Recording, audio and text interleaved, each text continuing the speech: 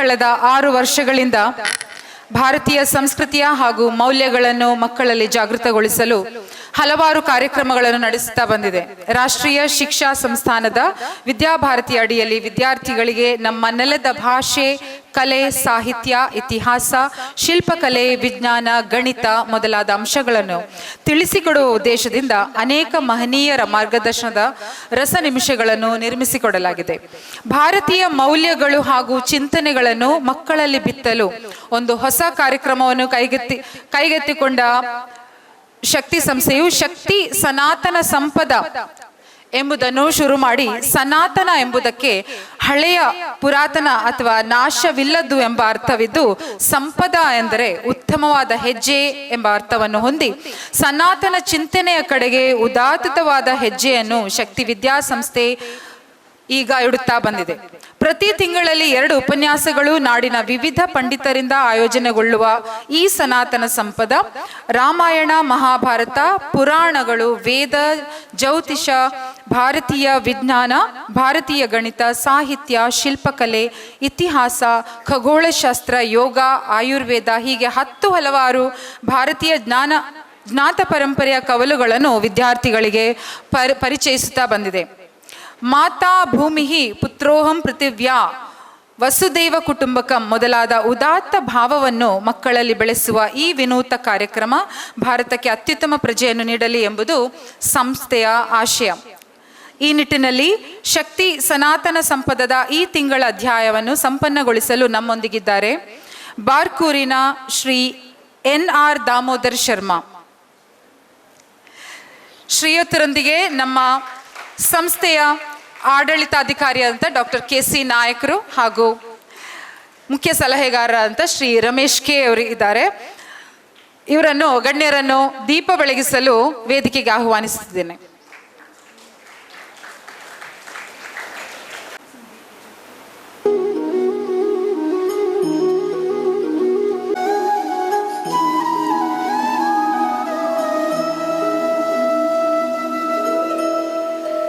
दीप ज्योति परम ज्योति, दीप ज्योति जनार्दनः, दीपो हरतु मे पापं, दीप ज्योति नमोस्तुते, शुभं करोतु कल्याणम्, आरोग्यं सुखसम्पदः, द्वेषबुद्धिविनाशाय, आत्मज्योति नमोस्तुते, आत्मज्योति प्रदीप्ताय,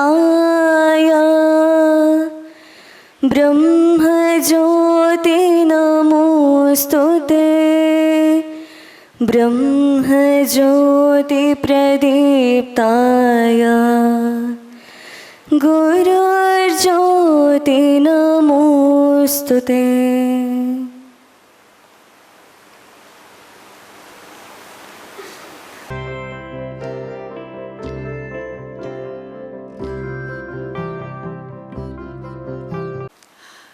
ಇವರು ಇಂದಿನ ದಿನ ಶರಣು ಭಾರತಿ ದೇವಿಗೆ ಸಂಸ್ಕಾರ ದೀಪ ನಿರಾಜನ ಎಂಬ ವಿಷಯದ ಕುರಿತು ಉಪನ್ಯಾಸ ನೀಡಲಿದ್ದಾರೆ. ಇವರಿಗೆ ನಿಮ್ಮೆಲ್ಲರ ಪರವಾಗಿ ಹಾರ್ದಿಕ ಸ್ವಾಗತವನ್ನು ಬಯಸ್ತಾ ಇದ್ದೇನೆ. KC ನಾಯಕ್ ಅವರಿಗೂ ನಮ್ಮೆಲ್ಲರ ಪರವಾಗಿ ಹೃದಯಾಂತರಾಳದಿಂದ ಸ್ವಾಗತ. ನಮ್ಮ ಸಂಸ್ಥೆಯ ಮುಖ್ಯ ಸಲಹೆಗಾರರಾದಂತಹ ಶ್ರೀ ರಮೇಶ್ K ಅವರಿಗೂ ಎಲ್ಲರ ಪರವಾಗಿ ಸ್ವಾಗತವನ್ನು ಬಯಸ್ತಾ ಇದ್ದೇನೆ. ಹಾಗೆ PU ಕಾಲೇಜಿನ ಪ್ರಾಂಶುಪಾಲರಾದಂಥ ಶ್ರೀ ವೆಂಕಟೇಶ್ ಮೂರ್ತಿ ಸರ್ ಅವರಿಗೂ, ವಿದ್ಯಾರ್ಥಿನಿಯರಿಗೂ, ವಾರ್ಡನ್ಸಿಗೂ, ಎಲ್ಲ ಟೆಕ್ನಿಕಲ್ ಅಸಿಸ್ಟೆಂಟ್ಸ್, ವಾಲಂಟಿಯರ್ಸ್ ಎಲ್ಲರಿಗೂ ಈ ಸಂದರ್ಭದಲ್ಲಿ ಸ್ವಾಗತವನ್ನು ಬಯಸುತ್ತಾ, PU ವಿದ್ಯಾರ್ಥಿನಿಯಾದ ಅಭಿಜ್ಞಾಳಿಂದ ಈಗ ವೈಯಕ್ತಿಕ ಗೀತೆ, ತದನಂತರ ಶ್ರೀ NR ದಾಮೋದರ್ ಶರ್ಮಾರಿಂದ ಉಪನ್ಯಾಸ. ಭಾರತ ಮಾತಾ ನಿನ್ನಯ ಚರಣಕ್ಕೆ ವಂದಿಸುವೆವು ನಾವು, ಭಾರತ ಮಾತಾ ನಿನ್ನಯ ಚರಣಕ್ಕೆ ವಂದಿಸುವೆವು ನಾವು ಅನವರತ. ಶುಭಚರಿತ ಗುಣಭರಿತ ಸನಿದ ಪನಿದ ಪಗದ ಪಗ ಸಗ ಪದನಿ. ಭಾರತ ಮಾತಾ ನಿನ್ನಯ ಚರಣಕ್ಕೆ ವಂದಿಸುವೆವು ಅವು. ಜಮ್ಮು ಕಾಶ್ಮೀರ ಶಿಖರಿಣಿ ನೀನು, ಸೌಂದರ್ಯದ ರೂಪಿಣಿ ನೀನು.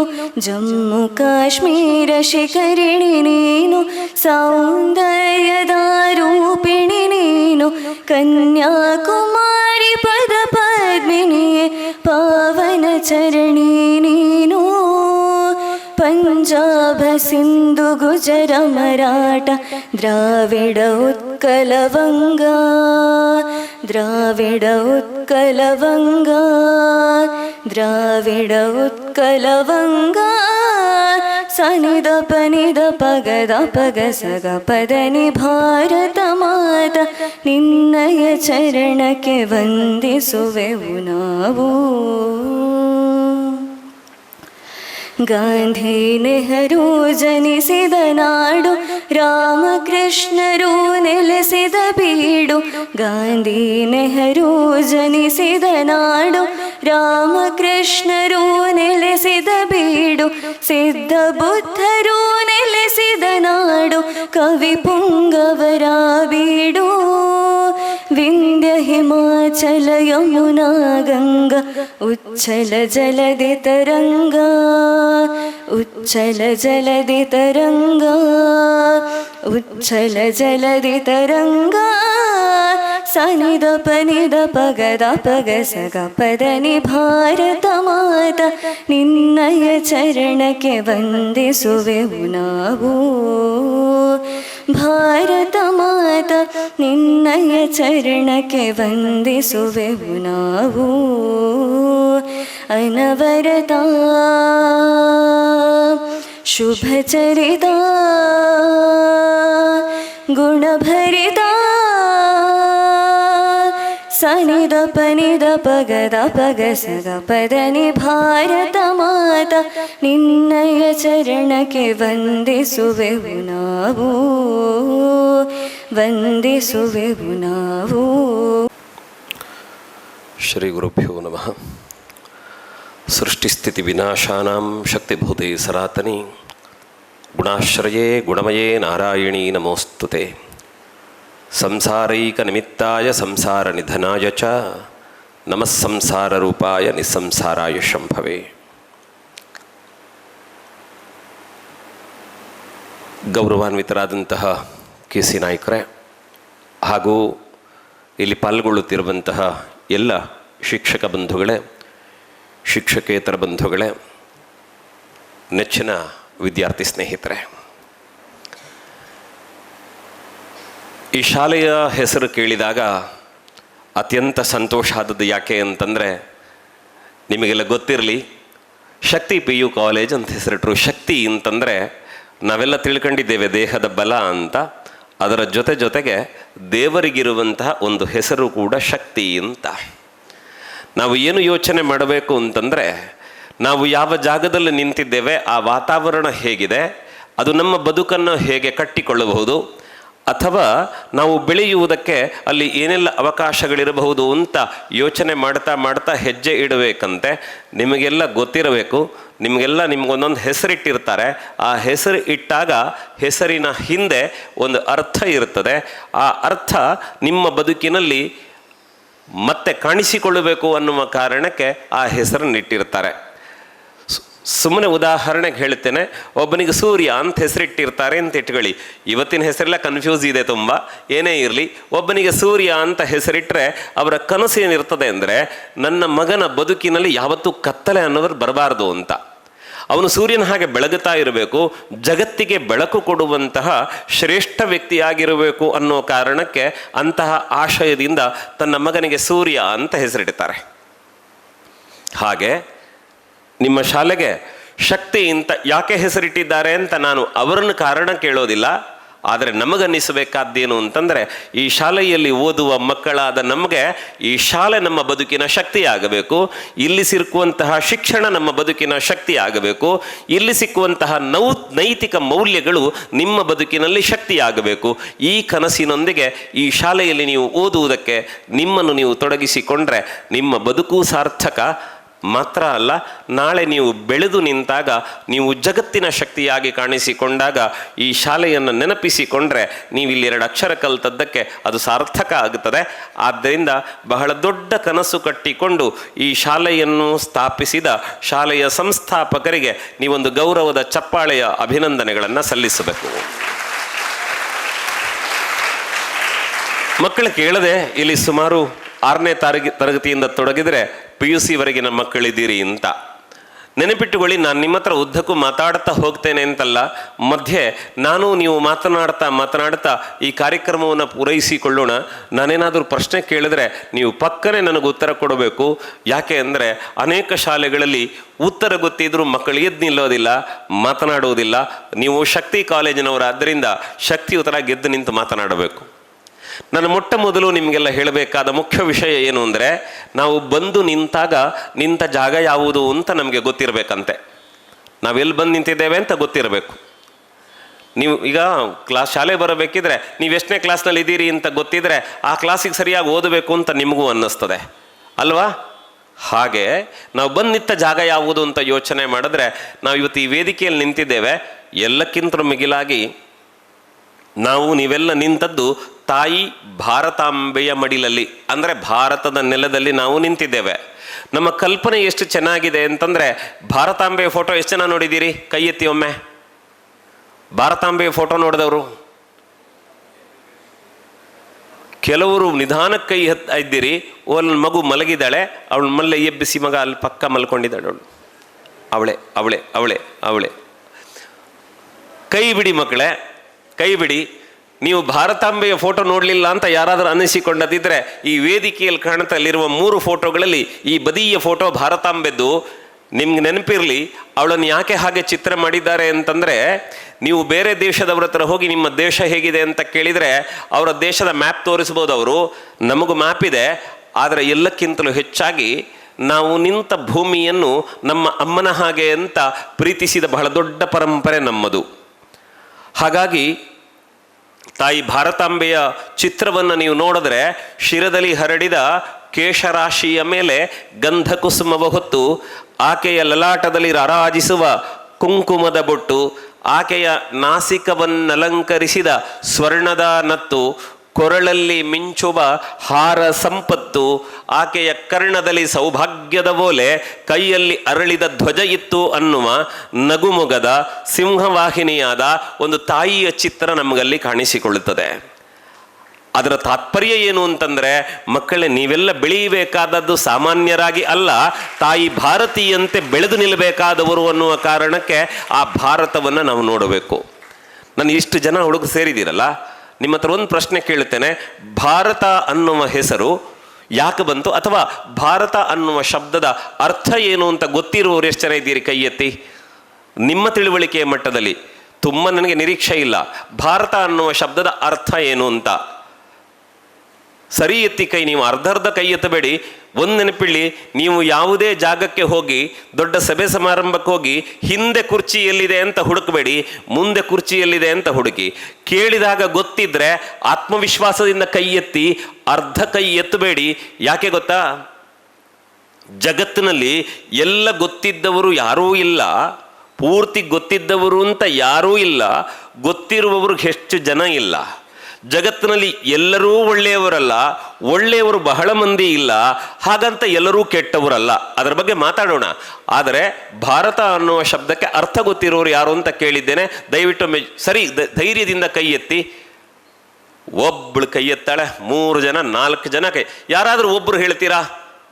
ಯಾರು ಬೇಗ ವೇದಿಕೆ ಮೇಲೆ ಬರ್ತೀರಿ ಅವರಿಗೆ ಅವಕಾಶ ಇದೆ. ಅಲ್ಲಿಂದ ಕೈ ಎತ್ತಿದವರು ಯಾರಾದರೂ ಒಬ್ಬರು ವೇದಿಕೆ ಮೇಲೆ ಬರಬೇಕೀಗ ಹೇಳಲಿಕ್ಕೆ. ನೀವು ಓಡೋಡಿ ಬಂದರೆ ಅವರೆಲ್ಲ ಚಪ್ಪಾಳೆ ತಟ್ತಾರೆ. ನಮ್ಮ ಕಾಲೇಜಿನ ಈ ಶಾಲೆಯ ಕ್ಯಾಂಪಸ್ಸಲ್ಲಿ ಯಾರಾದರೂ ಒಳ್ಳೆಯ ವಿಚಾರಕ್ಕೆ ಒಂದು ಹೆಜ್ಜೆ ಇಡ್ತಾರೆ ಅಂದರೆ ಬೆಳಕು, ರಥ ಅಂದರೆ ಪ್ರತಿದಿನ, ಪ್ರತಿದಿನ ಬೆಳಗುವಂಥದ್ದು ಭಾರತ. ಖುಷಿ ಅನ್ನಿಸ್ತು. ಯಾಕೆ ಗೊತ್ತಾ? ನೆನಪಿಟ್ಟುಕೊಳ್ಳಿ ಮಕ್ಕಳೇ, ಅವಳು ಭಾ ಅಂದರೆ ಬೆಳಕು, ರಥ ಅಂದರೆ ಪ್ರತಿದಿನ, ಭಾರತ ಅಂದರೆ ಪ್ರತಿದಿನ ಬೆಳಗುವ ನಾಡು ಅಂತಂದಲ್ಲ. ಹಾಗಿದ್ರೆ ಬೇರೆ ದೇಶಕ್ಕೆ ಬೆಳಕೆ ಆಗೋದಿಲ್ವಾ ಅಂತ ಪ್ರಶ್ನೆ ಇಲ್ವಾ ನಿಮಗೆ? ಇಲ್ವಾ? ಆದರೆ ಅವಳು ಹೇಳಿದ ಸರಿ ಇದೆ. ಯಾಕೆ ಗೊತ್ತಾ? ಅವಳು ಹೇಳಿದ ಬೆಳಕು ಯಾವುದು ಅಂದರೆ ಈ ಸೂರ್ಯ ಉದಯಿಸುವಾಗ ಬೀಳುವ ಬೆಳಕಲ್ಲ. ಅವಳು ಹೇಳಿದ ಬೆಳಕು ಅದು ಜ್ಞಾನದ ಬೆಳಕು, ಜ್ಞಾನದ ಬೆಳಕು. ಆದ್ದರಿಂದಲೇ ಭಾರತ ಈ 3 ಅಕ್ಷರದ ಅರ್ಥ ಏನು ಅಂತ ಹೇಳುವಾಗ ನಮ್ಮ ಋಷಿಮುನಿಗಳೆಲ್ಲ ಹೇಳ್ತಾರೆ, ಭಾತಿ ಭಾತಿ ಸರ್ವೇಷು ವೇದೇಶು ರತಿ ಸರ್ವೇಷು ಜಂತುಷು ತರಣಂ ಸರ್ವತೀರ್ಥಾನಂ ತೇನ ಭಾರತ ಮುಚ್ಚತೆ ಅಂತ. ಅವಳು ಮೊದಲು ಹೇಳಿದ್ಲಲ್ಲ ಬೆಳಕು ಅಂತ. ಭಾ ಅಂದರೆ ಬೆಳಕು ಅಂದ್ರಲ್ಲ, ಭಾತಿ ಸರ್ವೇಷು ವೇದೇಶು, ವೇದ ಅಂದರೆ ಜ್ಞಾನ ಅಂತರ್ಥ. ಹಾಗಾಗಿ ಜ್ಞಾನದ ಬೆಳಕಿನಿಂದ ಬೆಳಗುತ್ತದೆ. ರತಿ ಸರ್ವೇಷು ಜಂತುಷು, ರತಿ ಅಂದರೆ ಸಂತೋಷ, ಆನಂದ ಅಂತರ್ಥ. ಎಲ್ಲ ಜೀವಜಾಲಗಳಿಗೆ, ಎಲ್ಲ ಜಾತಿ ಮತ ಸಂಪ್ರದಾಯಗಳನ್ನು ಮೀರಿ ಎಲ್ಲರಿಗೂ ಒಳ್ಳೆಯ ಬದುಕೋ ಅವಕಾಶವನ್ನು ಕೊಡುವುದರ ಮೂಲಕ ಸಂತೋಷ ಕೊಟ್ಟಿದೆ ಅನ್ನುವ ಕಾರಣಕ್ಕೆ ರತಿ ಸರ್ವೇಷು ಜಂತುಷು ತರಣಂ ಸರ್ವತೀರ್ಥಾನಂ ಅಂದರೆ ಪುಣ್ಯ ನದಿಗಳಿಗೆ ಜನ್ಮ ಕೊಟ್ಟ ನಾಡು ಅನ್ನುವ ಕಾರಣದಿಂದ ಅದನ್ನು ಭಾರತ ಅಂತ ಕರೆದರು. ಭಾರತ ಅನ್ನುವ ಅಕ್ಷರಕ್ಕೆ ಈ 3 ಅರ್ಥಗಳನ್ನು ಹೇಳಿದ್ದಾರೆ. ಜಗತ್ತಿನಲ್ಲಿ ಇಂಥದ್ದೊಂದು ರಾಷ್ಟ್ರ ಬೇರೆ ಇಲ್ಲ.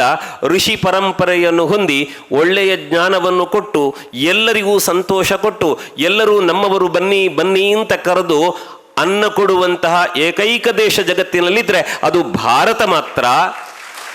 ಆದ್ದರಿಂದ ನಿಮಗೆಲ್ಲ ಹೆಮ್ಮೆ ಅನ್ನಿಸಬೇಕಾದದ್ದು ಯಾಕೆ ಅಂತಂದರೆ ನಾನು ಭಾರತದಲ್ಲಿ ಹುಟ್ಟಿದ್ದೇನೆ ಅನ್ನುವ ಕಾರಣಕ್ಕೆ ನಿಮ್ಮೆಲ್ಲರಿಗೂ ಹೆಮ್ಮೆ ಅನ್ನಿಸಬೇಕು. ಇನ್ನು ಭಾರತದ ಕತೆ ತುಂಬ ಇದೆ, ನಾವು ನೀವು ಮಾತಾಡೋದ್ರ ಜೊತೆಗೆ ಮತ್ತೆ ಹೇಳ್ತೇನೆ. ಆದರೆ ಈಗ ಒಂದು ಸುಲಭದ ಒಂದು ಕತೆ ಹೇಳಲ್ಲ ನಿಮಗೆ. ಒಮ್ಮೆ ಉಕ್ರೇನ್ ಯುದ್ಧ ಆಯಿತು, ನಿಮಗೆಲ್ಲ ಗೊತ್ತಿರಬೇಕಲ್ಲ, ಕೇಳಿರಬೇಕು ನೀವೆಲ್ಲ. ಉಕ್ರೇನ್ ಯುದ್ಧ ಆಯಿತು, ಅಲ್ಲಿಂದ ಭಾರತಕ್ಕೆ ಬರುವಂತಿಲ್ಲ, ಎಲ್ಲರನ್ನೂ ಅದುಮಿಟ್ಟಿದ್ದಾರೆ. ಆದರೆ ಅವಕಾಶ ಕೊನೆಗೆ ಸಿಕ್ಕಿದ್ದು ಭಾರತದವರು ಮಾತ್ರ ಸುರಕ್ಷಿತವಾಗಿ ಬರಲಿಕ್ಕೆ ಅವಕಾಶ ಆಯಿತು. ಆಗ ಬದುಕಬೇಕು ಅಂದರೆ ಏನು ಮಾಡ್ತಿದ್ರಂತೆ ಗೊತ್ತಾ? ಕಾಗದಕ್ಕೆ ಕೇಸರಿ ಬಿಳಿ ಹಸಿರು ಮಾಡಿ ಭಾರತದ ರಾಷ್ಟ್ರಧ್ವಜ ಚಿತ್ರ ಮಾಡಿ ಎದುರು ಹಿಡಿದಾಗ ನಾನು ಭಾರತೀಯ ಅಂತ ಗೊತ್ತಾಗಿ ಹಾಗೆ ಅವರನ್ನು ಭಾರತಕ್ಕೆ ಕಳಿಸ್ತಾ ಇದ್ರಂತೆ. ಆವಾಗ ಕೆಲವರು ಭಾರತವನ್ನು ದ್ವೇಷ ಮಾಡೋರಿದ್ರಲ್ಲ, ಭಾರತೀಯರು ಚೆನ್ನಾಗಿರಬಾರದು ಅಂತ ಯೋಚನೆ ಮಾಡೋರಲ್ಲಿದ್ದರು. ಅವರೆಲ್ಲ ಬಂದು ಭಾರತದವ್ರ ಹತ್ರ ಕೇಳ್ತಿದ್ದರಂತೆ, ನಿಮ್ಮ ಹತ್ರ ಸಣ್ಣ ಒಂದು ರಾಷ್ಟ್ರಧ್ವಜ ನಿಮ್ಮ ಹತ್ರ ಇದ್ದರೆ ಕೊಡಿ, ನಾವು ಒಮ್ಮೆ ಬದುಕಿಕೊಳ್ತೇವೆ ಅಂತ.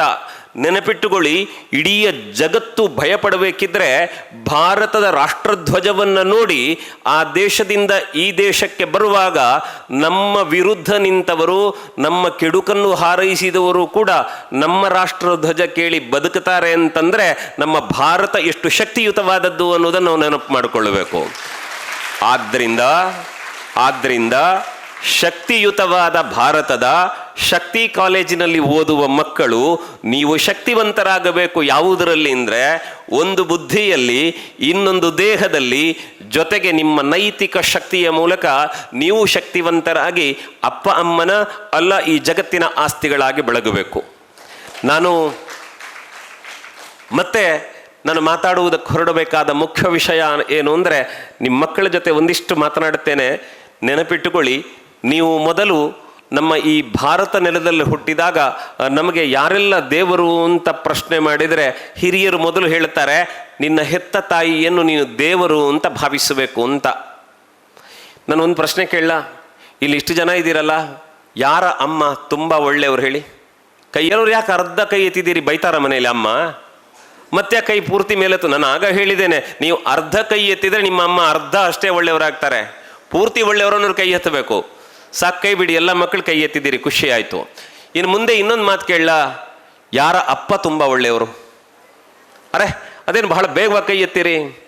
ಅಪ್ಪ ತುಂಬ ಒಳ್ಳೆಯವರು, ಸರಿ ಕೈ ಬಿಡಿ. ನಿಮ್ಗಿಷ್ಟು ಜನ ಈ ಶಾಲೆಯಲ್ಲಿ ಪಾಠ ಮಾಡ್ತಾರೆ, ನಿಮ್ಮನ್ನೆಲ್ಲ ನೋಡ್ಕೊಳ್ತಾರಲ್ಲ, ಇಲ್ಲಿ ಈ ಶಾಲೆಯ ಅಧ್ಯಾಪಕರು, ಸ್ಥಾಪಕರು ಮತ್ತು ಇಲ್ಲಿರೋರೆಲ್ಲ ಒಳ್ಳೆಯವರು ಅಂತ ಹೇಳೋರು ಎಷ್ಟು ಜನ ಇದ್ದೀರಿ? ಎಲ್ಲರೂ ಒಳ್ಳೆಯವರು ಅಂತ ಹೇಳೋದಕ್ಕೆ ಹೊರಟಿದ್ದೀರಿ. ಕೈ ಬಿಡಿ. ನಾನು ಯಾಕೆ ಈ ಮಾತು ಕೇಳಿದೆ ಗೊತ್ತಾ? ಯಾಕೆ ಈ ಮಾತು ಕೇಳಿದೆ ಅಂದರೆ, ಜೀವನದಲ್ಲಿ ಮೊಟ್ಟ ಮೊದಲು ತಾಯಿಯನ್ನು ದೇವರು ಅಂತ ಯಾಕೆ ಹೇಳಬೇಕು ಅಂತಂದರೆ, ನಿಮಗೆಲ್ಲ ಗೊತ್ತಿರಲಿ ಮಕ್ಕಳೇ, ನೀವು ಹುಟ್ಟಿ ಬಂದ ಮೇಲೆ ನಿಮ್ಮನ್ನು ತುಂಬ ಜನ ಮಾತಾಡಿಸ್ತಾರೆ, ಎತ್ಕೊಳ್ತಾರೆ. ಆದರೆ ನೀವು ಹುಟ್ಟಬೇಕಿದ್ರೆ ಮೊದಲು ನಿಮ್ಮನ್ನು ಮಾತನಾಡಿಸಿದ್ದು ನಿಮ್ಮ ಅಮ್ಮ. ಗೊತ್ತಾ ನಿಮಗೆ? ಗೊತ್ತಾ? ಯಾರಿಗೆ ಗೊತ್ತಿದೆ? ಕೈ ಎತ್ತಿ. ಹುಟ್ಟಬೇಕಿದ್ರೆ ಅಮ್ಮ ಮಾತಾಡಿಸಿದ್ದಾಳೆ ಅಂತ ಗೊತ್ತಾದವ್ರು ಯಾರು? ಸುಳ್ಳು ಹೇಳ್ತಾ ಇದ್ದೀರಿ ನನ್ನ ಹತ್ರ. ಬೇಕಿದ್ರೆ ಮೊದಲು ಅಮ್ಮ ಮಾತಾಡಿಸಿದ್ದಾರೆ ಅಂತ ಉತ್ತರ ಹೇಳಬೇಕು. ಹೇಗೆ ಮಾತಾಡಿಸಿದ್ದಾರೆ ಅಂತ. ಬಾ, ಇಲ್ಬಾ, ಓಡಿ ಬಾ, ಬೇಗ ಬಾ.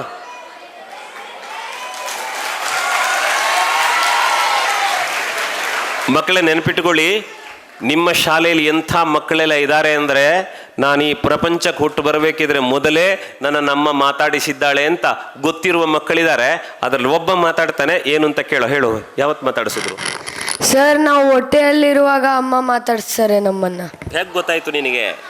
ಸರ್, ಹಂಗೆ ಗೊತ್ತಾಯ್ತು. ಅದು ಹೇಗೆ ಸರ್? ಹಂಗೆ ಅದಾಗೋದಿಲ್ಲ, ಅವ್ರಿಗೆ ಗೊತ್ತಾಗಬೇಕಲ್ಲ. ನಿನ್ನನ್ನು ಹೇಗೆ ಮಾತಾಡಿಸಿದ್ರು ನಿಮ್ಮ ಅಮ್ಮ? ಹೇಳು, ಏನೆಲ್ಲ ಮಾತಾಡಿಸಿದ್ದಾರೆ ಹೇಳು. ಸರ್, ಹೆಂಗ್ ಗೊತ್ತಿರುತ್ತೆ ಅದು? ಗೊತ್ತಿರೋದಿಲ್ವಾ? ಸರ್, ಮಾತಾಡೋರೆ ಅದು ಗೊತ್ತು ಸರ್, ಬಟ್ ಹೆಂಗ್ ಮಾತಾಡೋರೆ ಅದೇನು ಗೊತ್ತಿಲ್ವಾ? ನಾನು ಹೇಳ್ತೀನಿ, ಹೋಗು. ಮಕ್ಕಳೇ, ನನಗೀಗ ಖುಷಿಯಾಗಿದ್ದೇನು ಗೊತ್ತಾ? ಅವನಲ್ಲಿಂದ ಬರ್ತಾನೆ ಅಂದಾಗ ನೀವು ಜೋರಾಗಿ ಚಪ್ಪಾಳೆ ತಟ್ಟೋದ್ರಲ್ಲ, ಅದು ನನಗೆ ಮೊದಲು ಖುಷಿ ಆಯ್ತು. ಎರಡನೇದು, ಅವನೊಂದು ಸುಂದರವಾದ ಉತ್ತರ ಕೊಡ್ತಾನೆ. ಮಾತಾಡಿಸಿದ್ದಾರೆ ಸರ್. ಹೆಂಗೆ ಮಾತಾಡಿಸಿದಾರೆ ಹೆಂಗೆ ಗೊತ್ತಾಗೋದು ಅಂತ ನೋಡಿ. ಅವನಿಗೆ ಮಾತಾಡಿಸಿದ್ದಾರೆ ಅಂತ ಗೊತ್ತು, ಹೇಗೆ ಮಾತಾಡಿಸಿದ್ದಾರೆ ಅಂತ ಗೊತ್ತಿಲ್ಲ. ಇದು ನಿಜವಾದ ಪ್ರೀತಿ, ಅಮ್ಮನ ಪ್ರೀತಿ. ಯಾಕೆ ಗೊತ್ತಾ ಮಕ್ಕಳೇ? ನೀವು ಹುಟ್ಟಬೇಕಿದ್ರೆ ಮೊದಲು ಅಮ್ಮನ ಹೊಟ್ಟೆ ಒಳಗಿರಬೇಕಿದ್ರೆ ನೀವು ಅಲ್ಲಲ್ಲೇ ಅಲ್ಲಾಡ್ತಾ ಇರ್ತೀರಿ ಹೊಟ್ಟೆ ಒಳಗೆ. ಆವಾಗ ಅಮ್ಮ ಅವಳ ಕೈಯನ್ನು ಅವಳ ಹೊಟ್ಟೆ ಮೇಲೆ ಇಟ್ಕೊಂಡು, ಹೆಣ್ಣು ಮಗುವಾದರೆ ಗಂಡು ಮಗುವಾದರೆ ಅಂತ ಗೊತ್ತಿಲ್ಲ ಅವಳಿಗೆ, ಅವಳು ಹೇಳ್ತಾಳಂತೆ, ತಂಟೆ ಮಾಡಬೇಡವೋ ಸುಮ್ಮನಿರೋ ಮಗು, ನೀನು ಹೇಗಿದ್ದಿ ಅಂತ ಮಾತಾಡ್ತಾಳಂತೆ. ಅವನು ಹೇಳಿದ ಮಾತು ಎಷ್ಟು ಚೆನ್ನಾಗಿದೆ ಗೊತ್ತಾ? ಏನು ಮಾತಾಡಿದ್ದಾರೆ ಅಂತ ಹೆಂಗೆ ಗೊತ್ತು ಸರ್? ಆದರೆ ಮಾತಾಡಿದ್ದಾರೆ ಅಂತ ಅಂದರೆ, ಹೊಟ್ಟೆಯೊಳಗಿರುವ ನಮಗೆ ಅಮ್ಮನ ಮಾತು ಕೇಳಿಸ್ಲಿಲ್ಲ, ಅಮ್ಮ ಮಾತಾಡಿಸ್ತಾಳೆ ಅಂತ ಅನ್ನಿಸ್ತದೆ. ಅಮ್ಮ ಮಾತಾಡ್ತಾಳೆ, ತಾನು ಮಾತಾಡಿದ್ದು ಮಗುವಿಗೆ ಕೇಳಿಸುವುದಿಲ್ಲ ಅಂತ ಗೊತ್ತಿದೆ ಆಕೆಗೆ. ಆದರೆ ನಿಮ್ಮ ಮತ್ತು ಅಮ್ಮನ ಸಂಬಂಧ ನಿಮ್ಮನ್ನು ಆ ಪ್ರೀತಿಯಿಂದ ಬೆಸೆಯುತ್ತದೆ. ಆದ್ದರಿಂದ ನೀವು ಹುಟ್ಟಬೇಕಿದ್ರೆ ಮೊದಲು ಹೊಟ್ಟೆಯೊಳಗಿರುವ ನಿಮ್ಮನ್ನು ಮಾತಾಡಿಸ್ತಾ ಈ ಪ್ರಪಂಚಕ್ಕೆ ತಂದು ನಿಮಗೆ ಜನ್ಮ ಕೊಟ್ಟ ಅಪ್ಪನನ್ನು ತೋರಿಸಿ, ಅಪ್ಪ ಅಮ್ಮ ನಿಮ್ಮನ್ನು ಸಾಕಿ ಒಂದು ಶಾಲೆಗೆ ಕಳುಹಿಸಿ ನಿಮ್ಮನ್ನು ಒಳ್ಳೆಯ ಮನುಷ್ಯರನ್ನಾಗಿ ರೂಪಿಸ್ತಾರೆ. ಆದ್ದರಿಂದ ಮೊಟ್ಟ ಮೊದಲಿಗೆ ನಮ್ಮ ಪಾಲಿಗೆ ಅಮ್ಮ ದೇವರಾಗಬೇಕು. ಅದರ ಜೊತೆಗೆ ನಿಮಗೆಲ್ಲ ಗೊತ್ತಿರಲಿ, ನಮ್ಮಲ್ಲೊಂದು ಮಾತಿದೆ, ಏನು ಗೊತ್ತಾ? ನಗುವ ಮಗುವಿಗೆ 10 ತಾಯಿಯಂದಿರು, ಅಳುವ ಮಗುವಿಗೆ ಒಬ್ಬಳೇ ತಾಯಿ ಅಂತ. ಯಾಕೆ ಅಂದರೆ, ಮಗು ನೀವೆಲ್ಲ ನೋಡಿದಿರಲ್ಲ, ಮಗುನೆಲ್ಲರೂ ಎತ್ಕೊಳ್ತಾರೆ, ಹೌದಾ? ಎಲ್ಲರೂ ಎತ್ಕೊಳ್ತಾರೆ. ಮಗು ಜೋರು ಅಳುವುದಕ್ಕೆ ಆರಂಭ ಮಾಡಿದರೆ ಸಾಕು, ಮಗುವಿನ ಅಮ್ಮ ಎಲ್ಲಿದ್ದಾರೆ ಅಂತ ಹುಡುಕ್ತಾರೆ. ಮಗು ನಗುತ್ತಾ ಇದ್ರೆ ಒಬ್ಬರಾದ್ಮೇಲೆ ಒಬ್ಬರು ಎತ್ಕೊಂಡು ಖುಷಿ ಪಡ್ತಾರೆ. ಹಾಗಿರುವಾಗ ಜೀವನದಲ್ಲಿ ನಾವು ಅಳುವುದಕ್ಕೆ ಆರಂಭ ಮಾಡಿದ್ರೆ, ಜೀವನದಲ್ಲಿ ಕಷ್ಟ ಬಂದರೆ, ಮಗ ನಿನ್ನ ಜೊತೆ ನಾನಿದ್ದೇನೆ ಅಂತ ಹೇಳುವ ಏಕೈಕ ಶಕ್ತಿ ಇದ್ದರೆ ಅದು ಜಗತ್ತಿನಲ್ಲಿ ತಾಯಿ ಮಾತ್ರ. ಆದ್ದರಿಂದ ಮೊಟ್ಟ ಮೊದಲು ನಿಮಗೆ ಅಮ್ಮ ದೇವರಾಗಬೇಕು. ಇನ್ನೂ ಒಂದು ತಮಾಷೆ ಇದೆ. ನೀವು ಸಣ್ಣ ಮಗುವಾಗಿದ್ದಾಗ ಅಮ್ಮ ಎತ್ಕೊಂಡು ಮನೇಲಿ ಆಟ ಆಡಿಸ್ತಾ ಇದ್ರೆ ಎಲ್ಲರೂ ಏನು ಹೇಳ್ತಾರೆ ಗೊತ್ತಾ? ಈಗ ಹುಡುಗರೆಲ್ಲ ಆವಾಗ ಯಾರ ಅಪ್ಪ ಒಳ್ಳೆಯವರು ಅಂದಾಗ ಪಕ್ಕ ಕೈ ಎತ್ತಿ ಎಲ್ಲರೂ ಕೈ ಎತ್ತಿ ಸಂಭ್ರಮಿಸ್ತೀರಿ, ಅಪ್ಪನ ಬಗ್ಗೆ ಮಾತಾಡ್ತೀರಿ. ನೆನಪಿಟ್ಟುಕೊಳ್ಳಿ, ನೀವು ಸಣ್ಣ ಮಗುವಾಗಿದ್ದಾಗ ಸಿಕ್ಕಾಪಟ್ಟೆ ಅಳ್ತಾ ಇದ್ರೆ ಅಪ್ಪ ಎತ್ಕೊಂಡಿರಲಿಲ್ಲ, ಅಮ್ಮ ಎತ್ಕೊಳ್ತಿದ್ರು. ಎಲ್ಲರೂ ನೋಡಿದವ್ರು ಹೇಳ್ತಿದ್ರು, ಅದು ಅವಳ ಮಗು ಅಂತಿದ್ರು ನಿಮ್ಮನ್ನ.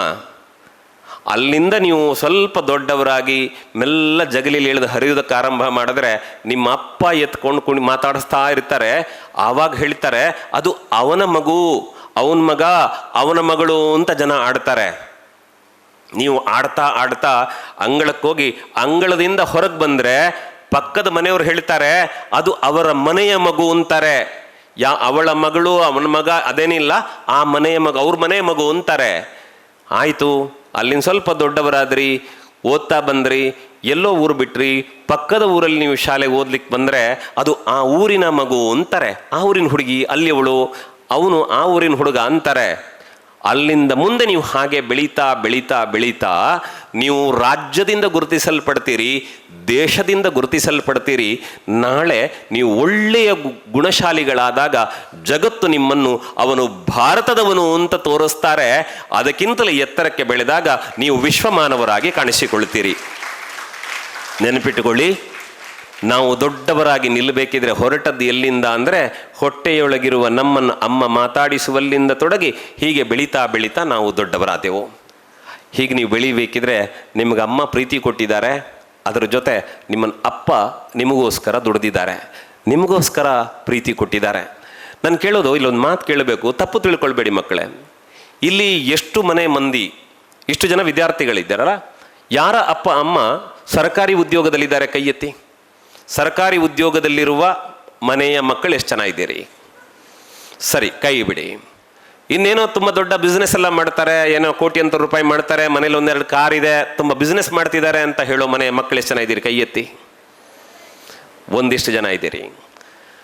ಆಮೇಲೆ ಇಲ್ಲ, ನಮ್ಮಲ್ಲಿ ತುಂಬ ಕಷ್ಟಪಟ್ಟು, ಕೈ ಬಿಡಿ, ನಮ್ಮಲ್ಲಿ ಒಂದಿಷ್ಟು ಜನ ಕಷ್ಟಪಟ್ಟು ದುಡಿತಾರೆ, ದಿನ ಸಂಪಾದನೆ ಮಾಡಿ ಕಷ್ಟಪಟ್ಟು ದುಡಿದು ಜೀವನ ಮಾಡ್ತಾರೆ, ನಮ್ಮನ್ನು ಅತ್ಯಂತ ಪ್ರೀತಿಯಿಂದ ಶಾಲೆ ಕಳಿಸ್ತಿದ್ದಾರೆ ನಮ್ಮ ಅಪ್ಪ ಅಮ್ಮ ಅಂತ ಹೇಳೋ ಮಕ್ಕಳು ಎಷ್ಟು ಜನ ಇದ್ದೀರಿ? ಕೈ ಎತ್ತಿ. ತುಂಬ ಜನ ಇದ್ದೀರಿ. ಕೈ ಬಿಡಿ.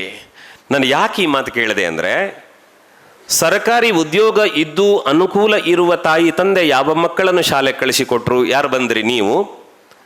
ಒಳ್ಳೆ ಬಿಸ್ನೆಸ್ ಮಾಡಿಕೊಂಡು ಆರ್ಥಿಕವಾಗಿ ಗಟ್ಟಿಯಾಗಿರೋರು ಎಷ್ಟು ಜನ ಮಕ್ಕಳನ್ನು ಕಳಿಸಿದ್ರಿ? ಆ ಮನೆಯ ಮಕ್ಕಳು.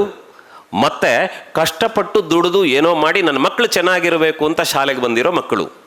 ಇಷ್ಟು ಜನ ನೀವಿಲ್ಲಿದ್ದರೆ ನಿಮ್ಮೆಲ್ಲರನ್ನೂ ಕೂಡ ಎಲ್ಲರೂ ನಮ್ಮ ಮಕ್ಕಳು ಅಂತ ಪ್ರೀತಿಸಿ ನೀಡಿಕೊಂಡ ಶಾಲೆ ಇದು. ಇಲ್ಲಿ ಶ್ರೀಮಂತ ಬಡವ ಆ ಜಾತಿ ಈ ಜಾತಿಯ ಪ್ರಶ್ನೆ ಇಲ್ಲ, ಇವರು ನಮ್ಮ ಮಕ್ಕಳು ಅನ್ನುವ ಪ್ರೀತಿಯಿಂದ ನಿಮ್ಮನ್ನು ನೋಡ್ಕೊಂಡಿದ್ದಾರೆ. ಹಾಗಿದ್ರೆ ನಾವು ಬದುಕಬೇಕಾದ ದಾರಿ ಯಾವುದು ಅಂತ ಈಗ ಯೋಚನೆ ಮಾಡಬೇಕು. ಯಾಕೆ ಗೊತ್ತಾ? ನಾವು 10 ಮನೆಯಿಂದ ಬಂದಿದ್ದೇವೆ, 100 ಜನ ಜೊತೆಯಾಗಿದ್ದೇವೆ. ಇಲ್ಲಿ ಕೂತ್ಕೊಂಡು ಒಮ್ಮೆ ಮಕ್ಕಳೇ ನೀವು ನಿಮ್ಮ ಅಪ್ಪನ ಬಗ್ಗೆ ಯೋಚನೆ ಮಾಡಬೇಕು. ಇಲ್ಲಿ ಬಂದ ಹಾಗೆ ನನಗೆ ಗೊತ್ತಿರೋ ಹಾಗೆ ಹೆಚ್ಚು ಮಂದಿ ಮಕ್ಕಳ ಅಪ್ಪ ಅಮ್ಮ ಏನು ದೊಡ್ಡ ಡಿಗ್ರಿ ಪಾಸ್ ಮಾಡ್ಕೊಂಡು ದೊಡ್ಡ ಜಾಬಲ್ಲಿ ಇಲ್ಲ. ಆದರೆ ನೀವು ವಿದ್ಯಾವಂತರಾಗಬೇಕು ಅಂತ ನಿಮ್ಮ ಅಪ್ಪ ಯೋಚನೆ ಮಾಡ್ತಾರೆ, ಅದಕ್ಕೋಸ್ಕರ ಕಷ್ಟಪಡ್ತಾರೆ, ಅದಕ್ಕೋಸ್ಕರ ದುಡಿಯುತ್ತಾರೆ. ನಿಮ್ಗೆ ಒಂದು ಬಹಳ ಸ್ಪಷ್ಟವಾಗಿ ಗೊತ್ತಿರಲಿ, ನಿಮ್ಮ ಅಪ್ಪ ನಿಮ್ಮ ಮುಂದೆ ನಗನಗ್ತಾ ಇದ್ದಾರೆ, ನೀವು ಹೇಳಿದ್ದೆಲ್ಲ ಕೊಡಿಸ್ತಾ ಇದ್ದಾರೆ ಅಂದರೆ ಅವ್ರ ಹತ್ರ ಬೇಕಾದಷ್ಟಿದೆ ಅಂತ ಅರ್ಥ ಅಲ್ಲ. ತನ್ನಲ್ಲಿ ಇದ್ದರೂ ಇಲ್ಲದೇ ಇದ್ದರೂ ನನ್ನ ಮಗ ನನ್ನ ಮಗಳು ಚೆನ್ನಾಗಿರಬೇಕು, ಖುಷಿಯಾಗಿರಬೇಕು ಅನ್ನೋ ಕಾರಣಕ್ಕೆ ಕೊಟ್ಟಿರ್ತಾರೆ. ಇನ್ನೊಂದು, ಕೆಲಸ ಹೇಗೆಲ್ಲ ಮಾಡ್ತಾರೆ ಅಂತ ನನಗೆ ಸಮಯದ ಮಿತಿ ಇದೆ, ಆದರೆ ನಾನು ಹೆಚ್ಚು ಮಾತಾಡೋ ಹಾಗಿಲ್ಲ. ಆದರೆ ಒಂದೆರಡು ಉದಾಹರಣೆ ನಿಮ್ಗೆ ಹೇಳ್ತೇನೆ. ಮೊನ್ನೆ ಬರಬೇಕೇನು ಉಡುಪಿ ಹತ್ರ ರಸ್ತೆ ಚೆನ್ನಾಗಿಲ್ಲ, ಪೂರ್ತಿ ಹಾಳಾಗಿದೆ. ಅಷ್ಟೊತ್ತಿಗೆ ಒಂದು ರಿಕ್ಷಾ ಹಾಳಾಗಿ ನಿಂತಿದೆ ಒಂದು ಬದಿಯಲ್ಲಿ. ನೋಡ್ತೇನೆ ಆ ಸುರಿಯುವ ಮಳೆ, ರಸ್ತೆ ಪೂರ್ತಿ ಕೆಸರು. ಒಬ್ಬ ಗ್ಯಾರೇಜ್ನ ವ್ಯಕ್ತಿ ಆ ರಿಕ್ಷಾ ಒಂದು ಕಡೆ ಜಾಕ್ ಕೊಟ್ಟು ಎತ್ತರ ಮಾಡಿ ಅದರ ಅಡಿಯಲ್ಲಿ ವೇಸ್ಟ್ ಬ್ಯಾನರ್ ಹಾಕ್ಕೊಂಡು ಮಲ್ಕೊಂಡು ರಿಕ್ಷಾ ರಿಪೇರಿ ಮಾಡ್ತಾ ಇದ್ದಾರೆ. ಜನ ನಡ್ಕೊಂಡು ಹೋಗ್ಲಿಕ್ಕೆ ಜಾಗ್ರತೆ ಮಾಡ್ತಾರೆ, ಕೆಸರು ಹಾರುತ್ತದೆ ಅಂತ. ಅಂಥ ಜಾಗದಲ್ಲಿ ಅವರು ರಿಕ್ಷಾ ರಿಪೇರಿ ಮಾಡ್ತಾ ಇದ್ರು. ಯಾಕೆ ಅಂದರೆ ಕೇವಲ ಅವರಿಗೆ ಜೀವನಕ್ಕೆ ಸಂಪಾದನೆ ಆಗ್ತದೆ ಅನ್ನೋದು ಒಂದು ಉದ್ದೇಶ ಅಲ್ಲ. ಆ ಗ್ಯಾರೇಜ್ನ ಕೆಲಸ ಮಾಡ್ತಿರೋನಿಗೆ ಮನೇಲಿ ಹೆಂಡ್ತಿದ್ದಾಳೆ, ಮಕ್ಕಳಿದ್ದಾರೆ, ಅವರಿಗೋಸ್ಕರ ದುಡಿಯುತ್ತಾನೆ. ಮಾತ್ರ ಅಲ್ಲ, ಒಬ್ಬ ಆಟೋ ಡ್ರೈವರ್ ಅವರ ಜೀವನಕ್ಕಾಗಿ ಆಟೋ ಓಡಿಸಬೇಕು, ಅವರ ಜೀವನಕ್ಕೆ ತೊಂದರೆ ಆಗಬಾರದು ಅನ್ನೋ ಪ್ರೀತಿಯಿಂದ ದುಡಿಯುತ್ತಾನೆ. ಇದು ಒಂದು ಉದಾಹರಣೆ ಅಷ್ಟೇ. ನೀವು ನಿಮ್ಮ ಮನೆಯಲ್ಲಿ ನಿಮ್ಮ ತಂದೆ ಮಾಡ್ತಿರೋ ಕೆಲಸವನ್ನು ನೀವು ಯೋಚನೆ ಮಾಡಿದ್ರೆ ನೆನಪಿಟ್ಟುಕೊಳ್ಳಿ, ನಿಮ್ಮ ಅಪ್ಪನ ದುಡಿತ ಅನ್ನೋದು ಕೇವಲ ನಿಮ್ಮ ಅಪ್ಪನ ಸಂತೋಷಕ್ಕೆ, ಅಮ್ಮನ ಖುಷಿಗಾಗಿ ಅಲ್ಲ, ನನ್ನ ಮಗುವಿಗೊಂದು ಒಳ್ಳೆಯ ಭವಿಷ್ಯ ಕೊಡಬೇಕು ಅನ್ನುವ ಕಾರಣಕ್ಕೆ ನಿಮ್ಮ ಅಪ್ಪ ಅಮ್ಮ ದುಡಿತಾ ಇರ್ತಾರೆ. ಇದನ್ನು ನೆನಪಿಟ್ಟುಕೊಂಡು ನಾವು ನಮ್ಮ ವಿದ್ಯಾರ್ಥಿ ಜೀವನದ ಹೆಜ್ಜೆಗಳನ್ನು ನೀಡಬೇಕು. ಇದರ ಜೊತೆಗೆ ನೀವು ಶಾಲೆಗೆ ಬರ್ತೀರಿ, ಬಂದ ತಕ್ಷಣ ಇಲ್ಲೆಲ್ಲ ಟೀಚರ್ಸ್ ಇದ್ದಾರೆ, ಪುಣ್ಯಾತ್ಮರು ಶಾಲೆ ಕಟ್ಟಿದ್ದಾರೆ, ಒಂದಿಷ್ಟು ಜನ ಟೀಚರ್ಸ್ ಇದ್ದಾರೆ. ಅವರೆಲ್ಲ ನಿಮ್ಮನ್ನು ಚೆನ್ನಾಗಿ ನೋಡ್ಕೊಳ್ತಾರೆ, ಅದರ ಜೊತೆಗೆ ನಿಮ್ಗೆ ಅವರು ಪಾಠ ಮಾಡ್ತಾರೆ. ಮತ್ತು ಸಮಾಜದಲ್ಲಿ ನಾವು ಯಾವತ್ತೂ ಏನು ಅಂದರೆ ಒಳ್ಳೆಯ ವಿಚಾರಗಳು ಎಲ್ಲಿವೆ ಅದನ್ನು ಮಾತ್ರ ಗಮನಿಸಬೇಕು. ಒಳ್ಳೆ ವಿಚಾರಗಳನ್ನು ಮಾತ್ರ ಗಮನಿಸಬೇಕು. ಅನೇಕರಲ್ಲಿ ನಿಮಗೆ ಒಳ್ಳೆಯದು ಕಾಣ್ತದೆ, ಕೆಟ್ಟದು ಕಾಣಿಸ್ತದೆ. ಕೆಟ್ಟದು ಬೇಡ ನಮಗೆ, ಕೆಟ್ಟದು ಬೇಡ ನಮಗೆ. ಮತ್ತೊಮ್ಮೆ ನೀವು ನಿಮ್ಮ ಶಿಕ್ಷಕರನ್ನು ಯಾಕೆ ನೆನಪು ಮಾಡಿಕೊಳ್ಳಬೇಕು ಅಂದರೆ, ಅವರಿಗೂ ಮನೆ ಇದೆ, ಅವರಿಗೂ ಮಕ್ಕಳಿದ್ದಾರೆ, ಅವರಿಗೂ ಸಾಂಸಾರಿಕ ಜೀವನ ಇದೆ, ಅವರಿಗೂ ಕೆಲವೊಮ್ಮೆ ಹುಷಾರಿರೋದಿಲ್ಲ. ಆದರೆ ಈ ಎಲ್ಲ ಕಷ್ಟವನ್ನು ಅವರು ಮರೆತು ನಗೋದು ಎಲ್ಲಿ ಅಂತಂದರೆ, ಈ ಶಾಲೆಯಲ್ಲಿ ನೀವು ವಿದ್ಯಾರ್ಥಿಗಳಿದ್ದೀರಲ್ಲ, ಇಷ್ಟು ಜನ, ನೀವು ಚೆನ್ನಾಗಿ ಓದಿ ನೀವು ಒಳ್ಳೆಯವರು ಅಂತ ಅನ್ನಿಸ್ಕೊಂಡಾಗ ಆ ನೋವನ್ನು ನಿಮ್ಮ ಮುಖದ ನಗುವಿನಲ್ಲಿ ಅವರು ಮರೀತಾರೆ. ಅಂದರೆ ಶಾಲೆಗೆ ಬರುವ ಪ್ರತಿಯೊಂದು ಮಗು ಕೂಡ ಅದು ನನ್ನ ಮನೆಯ ಮಗು ಅಂತ ಪ್ರೀತಿಸುವ ಶಿಕ್ಷಕರು ನೀವು ಖುಷಿಯಾಗಿದ್ದಾಗ ಅವರು ಖುಷಿಯಾಗಿರ್ತಾರೆ. ಆ ಕಾರಣಕ್ಕೆ ನೀವು ಚೆನ್ನಾಗಿ ಓದಬೇಕು. ಮಾತ್ರ ಅಲ್ಲ, ಯಾವತ್ತೂ ಕೂಡ ಶಿಕ್ಷಕರಿಗೆ ವಿರೋಧಿಗಳಾಗಿ ಹೋಗಬೇಡಿ. ಶಿಕ್ಷಕರಿಗೆ ವಿರೋಧಿಗಳಾಗಿ ಹೋಗಬೇಡಿ. ಯಾಕೆ ಗೊತ್ತಾ? ಇವತ್ತು ಇಲ್ಲಿ ಪಾಠ ಮಾಡುತ್ತಾರೆ, ನೀವು ಮತ್ತೆ ಈ ಕಾಲೇಜ್ ದಾಟಿ ಇನ್ನು ಮುಂದೆಲ್ಲೋ ಹೋಗಬಹುದು. ಆದರೆ ಮುಂದಿನ ಕಾಲೇಜಿಗೆ ನೀವು ಹೋದಾಗ ನಿಮ್ಮ ಬದುಕಿಗೆ ಆಶ್ರಯ ಆಗೋದು ಇದೇ ಶಾಲೆಯಲ್ಲಿ ಕಲಿತಂತಹ 4 ಅಕ್ಷರ. ನಿಮ್ಮ ಇಡೀ ಬದುಕನ್ನು ಅದು ಕಾಪಾಡುತ್ತದೆ. ಅದಕ್ಕೆ ಹೇಳ್ತಾರೆ, ಏನು ಗೊತ್ತಾ, ಒಬ್ಬನಿಗೆ ಊಟ ಹಸಿವಾಗ್ತದೆ ಜೋರು, ಅವನಿಗೆ ಊಟ ಕೊಟ್ಟರೆ ಬಹಳ ಒಳ್ಳೆ ಕೆಲಸ ಅಂತೆ. ಅದಕ್ಕಿಂತ ಒಳ್ಳೆಯದು ಯಾವುದು ಅಂತ ಮಕ್ಕಳಿಗೆ ವಿದ್ಯೆ ಕಲಿಸೋದು. ಯಾಕೆ ಗೊತ್ತಾ? ಊಟ ಕೊಟ್ಟರೆ, ಈಗ ಊಟ ಮಾಡಿದ್ರೆ ಮತ್ತೆ ಸಾಯಂಕಾಲ ಹಸಿವಾಗ್ತದೆ. ಆದರೆ ಇವತ್ತು ವಿದ್ಯೆ ಕಲಿಸಿದರೆ ಅದು ಜೀವನ ಪೂರ್ತಿ ನಿಮ್ಮನ್ನು ಬೆಳಗುತ್ತದೆ. ಅಂಥದ್ದೊಂದು ಶಿಕ್ಷಣ ಕೊಟ್ಟ ಶಿಕ್ಷಕರನ್ನು ಯಾವ ಕಾಲಕ್ಕೂ ಮರಿಬಾರದು. ಇನ್ನೊಂದು, ನಾನು ನಿಮ್ಮಲ್ಲಿ ಒಂದು ಪ್ರಶ್ನೆ ಕೇಳ್ತೇನೆ. ಈಗ ನೀವು ಎಲ್ಲೆಲ್ಲಿ ಬಂದು ಸೇರಿದ್ದೀರಿ? 6ನೇ ಕ್ಲಾಸಿಗೆ ಬಂದಿದ್ದೀರಿ ಅಂತ ಇಟ್ಕೊಳ್ಳಿ. ಇಲ್ಲಿ 10ನೇ ಕ್ಲಾಸ್ ಮುಗಿಯುತ್ತದೆ, ಆಮೇಲೆ PUC ಆಗ್ತದೆ. ಇಷ್ಟೆಲ್ಲ ಆಗಬೇಕಿದ್ರೆ ಈಗ ಒಂದು 10ನೇ ಕ್ಲಾಸಲ್ಲಿ ಓದ್ತಾ ಇದ್ದೀರಿ ಮಕ್ಕಳು. ಎಷ್ಟು ಜನ ಇದ್ದೀರಿ 10ನೇ ಕ್ಲಾಸ್ ಅವ್ರು? ಕೈ ಎತ್ತಿ. ತುಂಬ ಜನ ಇದ್ದೀರಿ. ನಿಮ್ಮಲ್ಲಿ ಇಲ್ಲಿ ಚೆನ್ನಾಗಿ ನೋಡ್ಕೊಳ್ತಾರಾ? ನಮ್ಮಲ್ಲಿ ಚೆನ್ನಾಗಿ ನೋಡ್ಕೊಳ್ತಿದ್ದಾರಾ? ಹೌದಾ ಅಲ್ವಾ? ಹೌದು ಅಂತಾದರೆ ಕೈ ಎತ್ತಿ. SLC ಇರುವ ಮಕ್ಕಳಿಗೆ ಕೇಳ್ತಾ ಇರೋದು ನಾನು, ಧಾರಾಳವಾಗಿ ಕೈ ಎತ್ತಬೇಕು. ಕೈ ಬಿಡಿ. ಒಂದಿಷ್ಟು ಜನ ಕೈ ಎತ್ತಾ ಇದ್ದೀರಿ, ನಮ್ಮನ್ನು ಚೆನ್ನಾಗಿ ನೋಡ್ಕೊಳ್ತಾರೆ. ಸರಿ, ಯಾಕೆ ಗೊತ್ತಾ? ಒಂದು ನೆನಪಿಟ್ಟುಕೊಳ್ಳಿ, ಜೀವನದಲ್ಲಿ ನಮಗೆ ಯಾರು ಅನ್ನ ಕೊಡ್ತಾರೆ, ಯಾರು ನಮಗೆ ವಿದ್ಯೆ ಕಲಿಸ್ತಾರೆ, ಯಾರು ನಮಗೆ ಕಷ್ಟ ಆಯಿತು ಅಂದಾಗ ಧೈರ್ಯ ತುಂಬುತ್ತಾರೆ, ಅಂಥವರಿಗೆ ಜೀವನದಲ್ಲಿ ಯಾವತ್ತೂ ನಾವು ವಿರೋಧಿಗಳಾಗಿ ಬದುಕಬಾರದಂತೆ. ಹಾಗಾಗಿ ನೀವೇನು ಮಾಡಬೇಕು ಅಂತಂದರೆ, ಮೊಟ್ಟ ಮೊದಲು ನೀವು ನಿಮ್ಮ ತಾಯಿಗೆ ಎಷ್ಟು ಗೌರವವನ್ನು ಕೊಡ್ತೀರಿ, ನಿಮ್ಮ ತಂದೆಗೆ ಎಷ್ಟು ಗೌರವ ಕೊಡ್ತೀರಿ, ನಿಮ್ಮ ಶಾಲೆಗೆ ಅಷ್ಟೇ ಗೌರವ ಕೊಡುವುದನ್ನು ಮೊದಲು ನೀವು ರೂಢಿಸಿಕೊಳ್ಳಬೇಕು. ಯಾಕೆ ಅಂದರೆ ನಾನು ಆಗ ಹೇಳಿದ ಹಾಗೆ ನಿಮ್ಮ ಜೀವನದಲ್ಲಿ ನಿಂತಿರಲಿ. ಶಿಕ್ಷಕರು ವಿದ್ಯಾರ್ಥಿಗಳನ್ನು ಪ್ರೀತಿಸುವ ಬಗೆ ಇವತ್ತು ನಿಮಗೆ ಆ ಅನುಕೂಲಗಳಿಲ್ಲ. ಯಾಕಂದರೆ ಇಂಥದ್ದೊಂದು ವಸತಿ ಶಾಲೆ ಇದೆ, ನೀವು ಇಲ್ಲಿರ್ತೀರಿ, ಎಲ್ಲೋ ಇವರಿಂದ ಊರಿಂದ ಬಂದವರು ನಿಮ್ಮನ್ನು ಚೆನ್ನಾಗಿ ನೋಡ್ಕೊಳ್ತಾರೆ. ಆದರೆ ನಾವು ಶಾಲೆಗೆ ಹೋಗಬೇಕಿದ್ರೆ ಪ್ರತಿದಿನ ನಡ್ಕೊಂಡು ಮನೆಯಿಂದ ಶಾಲೆಗೆ ಹೋಗಬೇಕಿತ್ತು. ಬಡತನ ಇತ್ತು ಆ ಕಾಲದಲ್ಲಿ. ಶಾಲೆಗೆ ಬಸ್ ಇಲ್ಲ, ಸ್ಕೂಲ್ ಫೀಸ್ ಕಟ್ಟಲಿಕ್ಕೆ ಇಲ್ಲ, ಸರ್ಕಾರಿ ಶಾಲೆಯಲ್ಲಿ ಓದಬೇಕು. ಅದರ ಜೊತೆಗೆ ಬೇರೆ ಯಾವುದೇ ವ್ಯವಸ್ಥೆಗಳಿರಲಿಲ್ಲ. ಎಲ್ಲಿವರೆಗೆ ಅಂತಂದರೆ ಹಿಡ್ಕೊಂಡು ಹೋಗೋದಕ್ಕೆ ಕೊಡೆ ಇರಲಿಲ್ಲ. ನನಗೆ ಇವತ್ತು ನೆನಪಿದೆ, ನನ್ನ ಸ್ನೇಹಿತ ಒಬ್ಬ ರತ್ನಾಕರ ಅಂತ ಇದ್ದ. ಅವನು ಒಂದು ಕೊಡೆ ಹಿಡ್ಕೊಂಡ್ರೆ ನಾನು, ನನ್ನ ತಮ್ಮ, ನನ್ನ ತಂಗಿ, ಅವನು ಒಂದು ಕೊಡೆ 4 ಜನ ಹೋಗ್ತಿದ್ದೆವು. ಆ ಕೊಡೆ ಹೇಗಿತ್ತು ಅಂದರೆ, ಒಳಗಿಂದ ನೋಡಿದ್ರೆ ಮೇಲೆ ಆಕಾಶ ಕಾಣಿಸ್ತಿತ್ತು. ಹರಕು ಕೊಡೆಯೊಳಗೆ ನಮ್ಮ 4 ಜನ ಮನೆ ಹೋಗಬೇಕಾಗಿತ್ತು. ಆ ಪರಿಸ್ಥಿತಿಯಲ್ಲಿ ನಾವು ಮನೆಗೆ ಹೋಗ್ತಿತ್ತು. ಆದರೆ ಇವತ್ತು ನಿಮ್ಗೆ ಆ ಪರಿಸ್ಥಿತಿ ಇಲ್ಲ. ಆದರೆ ಶಿಕ್ಷಕರು ಹೇಗೆ ಪ್ರೀತಿಸ್ತಾರೆ ಅನ್ನೋದಕ್ಕೆ ಒಂದು ಉದಾಹರಣೆ ಹೇಳುತ್ತೇನೆ. ನಮ್ಮಲ್ಲೊಬ್ಬರು ಟೀಚರ್ ಇದ್ದರು. ಅವರು ನಮ್ಮ ಅಪ್ಪನಿಗೆ ಪಾಠ ಮಾಡಿದ್ದಾರೆ, ನನ್ನ ಮಾವನಿಗೆ ಪಾಠ ಮಾಡಿದ್ದಾರೆ, ನನ್ನ ಚಿಕ್ಕಪ್ಪನಿಗೆ ಪಾಠ ಮಾಡಿದ್ದಾರೆ, ನನಗೆ ಪಾಠ ಮಾಡಿದ್ದಾರೆ, ನನ್ನ ತಮ್ಮನಿಗೆ ಪಾಠ ಮಾಡಿದ್ದಾರೆ. ಅಂದರೆ ಸುಮಾರು ಅವರು ತೀರಿ ಹೋಗಬೇಕಿದ್ರೆ 90 ವರ್ಷ ಕಳೆದಿತ್ತು ಅವರಿಗೆ. ನಮ್ಮ ಪಾಠ ಮಾಡಿದ್ದ ಟೀಚರ್ ತುಂಬ ಪ್ರೀತಿಯಿಂದ ನೋಡ್ಕೊಳ್ತಿದ್ರು. ಆ ಕಾಲದಲ್ಲಿ ತುಂಬ ಕಷ್ಟ ಇತ್ತಲ್ಲ, ಆವಾಗ ಏನು ಮಾಡ್ತಿದ್ರು ಅಂದರೆ, ಶಾಲೆಗೆ ಬರುವ ಮಕ್ಕಳಿಗೆ ಊಟಕ್ಕಿಲ್ಲ ಅಂದಾಗ ತನ್ನ ಬುತ್ತಿಯ ಅನ್ನವನ್ನು ಆ ಮಕ್ಕಳಿಗೆ ಕೊಟ್ಟು ಅವ್ರು ನೀರು ಕೊಡೋದು ಸುಮ್ಮನೆ ಇರ್ತಿದ್ರಂತೆ. ಹುಡುಗರಿಗೆ ಹೇಗಾದರೂ ನಡೀತದೆ, ಅಂಗಿ ಹರಿದ್ರು ಚಿಂತಿಲ್ಲ, ಇನ್ನೇನು ಆಟ ಆಡ್ಲಿಕ್ಕೆ ಗ್ರೌಂಡಿಗೆ ಹೋದರೆ ಶರ್ಟ್ ಕಿತ್ತು ಬಿಸಾಕಿ ಯುದ್ಧ ಮಾಡ್ತಾರೆ ಅವರು. ಆದರೆ ಹೆಣ್ಮಕ್ಳಿಗೆ ಹಂಗೆ ಬೇಕು ಪಾಪ, ಎಲ್ಲಿ ಹೋಗಲಿ, ಬಡವರ ಮನೆ ಮಕ್ಕಳನ್ನೋ ಕಾರಣಕ್ಕೆ ಆ ಟೀಚರ್ ಅವರಲ್ಲಿದ್ದ 4 ಸೀರೆಗಳಲ್ಲಿ 1 ಸೀರೆಯನ್ನು ತುಂಡು ಮಾಡಿ 2 ಮಕ್ಕಳಿಗೆ ಅಂಗಿ ಹೊಲಿರಿ ಅಂತ ಕೊಡ್ತಿದ್ರಂತೆ. ಅವರೊಂದು ದಿನ ತೀರಿ ಹೋಗಬೇಕಿದ್ರೆ ಸ್ವಲ್ಪ ದಿನಗಳ ಮುಂಚೆ ಊರಿಂದ ತಮ್ಮ ಫೋನ್ ಮಾಡಿ ಹೇಳ್ತಾನೆ, ಟೀಚರ್ ಕೇಳ್ತಾ ಇದ್ರೆ ಬರಬೇಕಂತೆ ಅಂತ. ಹೋದೆ ನಾನು. ಹೋಗಿ ಟೀಚರ್ ಹತ್ರ ಮಾತಾಡ್ತಿರ್ಬೇಕಿದ್ರೆ ಯಾರಪ್ಪ ಅಂದರು. ನಾನು ದಾಮೋದರ ಅಂತ. ಬಂದು ಕೈ ಹಿಡ್ಕೊಂಡ್ರು ಪಕ್ಕ ಎಳೆದು ಪಕ್ಕ ಕರೆದು ಕೂರಿಸಿ ಅಲ್ಲಿಂದಲೇ ಹೆಗಲು ಮುಟ್ಟಿ ಹೆಗಲಿಂದ ತಲೆ ಮುಟ್ಟಿ ತಲೆನೇ ಒರೆಸಿ ಮಗ ಹೇಗಿದ್ದಿ ಅಂತ ಕೇಳಿದ್ರು. ನಾನು ಕೇಳಬೇಕಾಗಿತ್ತು ಅವ್ರ ಹತ್ರ. ಅವ್ರು ತಿರುಗಿ ನೀನು ಹೇಗಿದ್ದಿ ಅಂತ ನಾನು ಚೆನ್ನಾಗಿದ್ದೇನೆ. ಅಲ್ಲಿಂದ ಮುಂದೆ ಅವರು ನನ್ನ ಹತ್ತಿರ ಕರೆದು ಮತ್ತೆ ಅಪ್ಪಿ ಹಿಡ್ಕೊಂಡು ಹಣೆಗೆ ಮುತ್ತು ಕೊಟ್ಟರು ಹೇಳ್ತಾರೆ, ಮಗ ದೇವರು ನಿನ್ನನ್ನು ಚೆನ್ನಾಗಿಟ್ಟಿರಲಿ.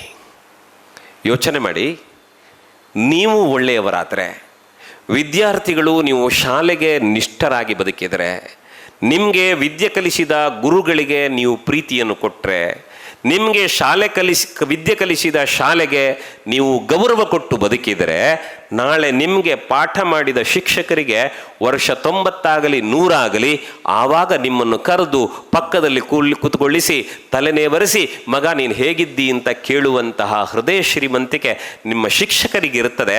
ಅದಕ್ಕೆ ಮೊದಲು ನಾವು ಒಳ್ಳೆಯವರಾಗಬೇಕು. ಆದ್ದರಿಂದ ನಾನು ಹೇಳ್ತಾ ಇರೋದು, ಈ ಶಾಲೆಯಲ್ಲಿ ಕಲಿತ ನೀವು, ಶಾಲೆ ನಿಮ್ಮ ಪಾಲಿಗೆ ಸರ್ವಸ್ವವಾಗಿರಬೇಕು. ಇನ್ನು ಅನೇಕರಿಗಿರುತ್ತದೆ,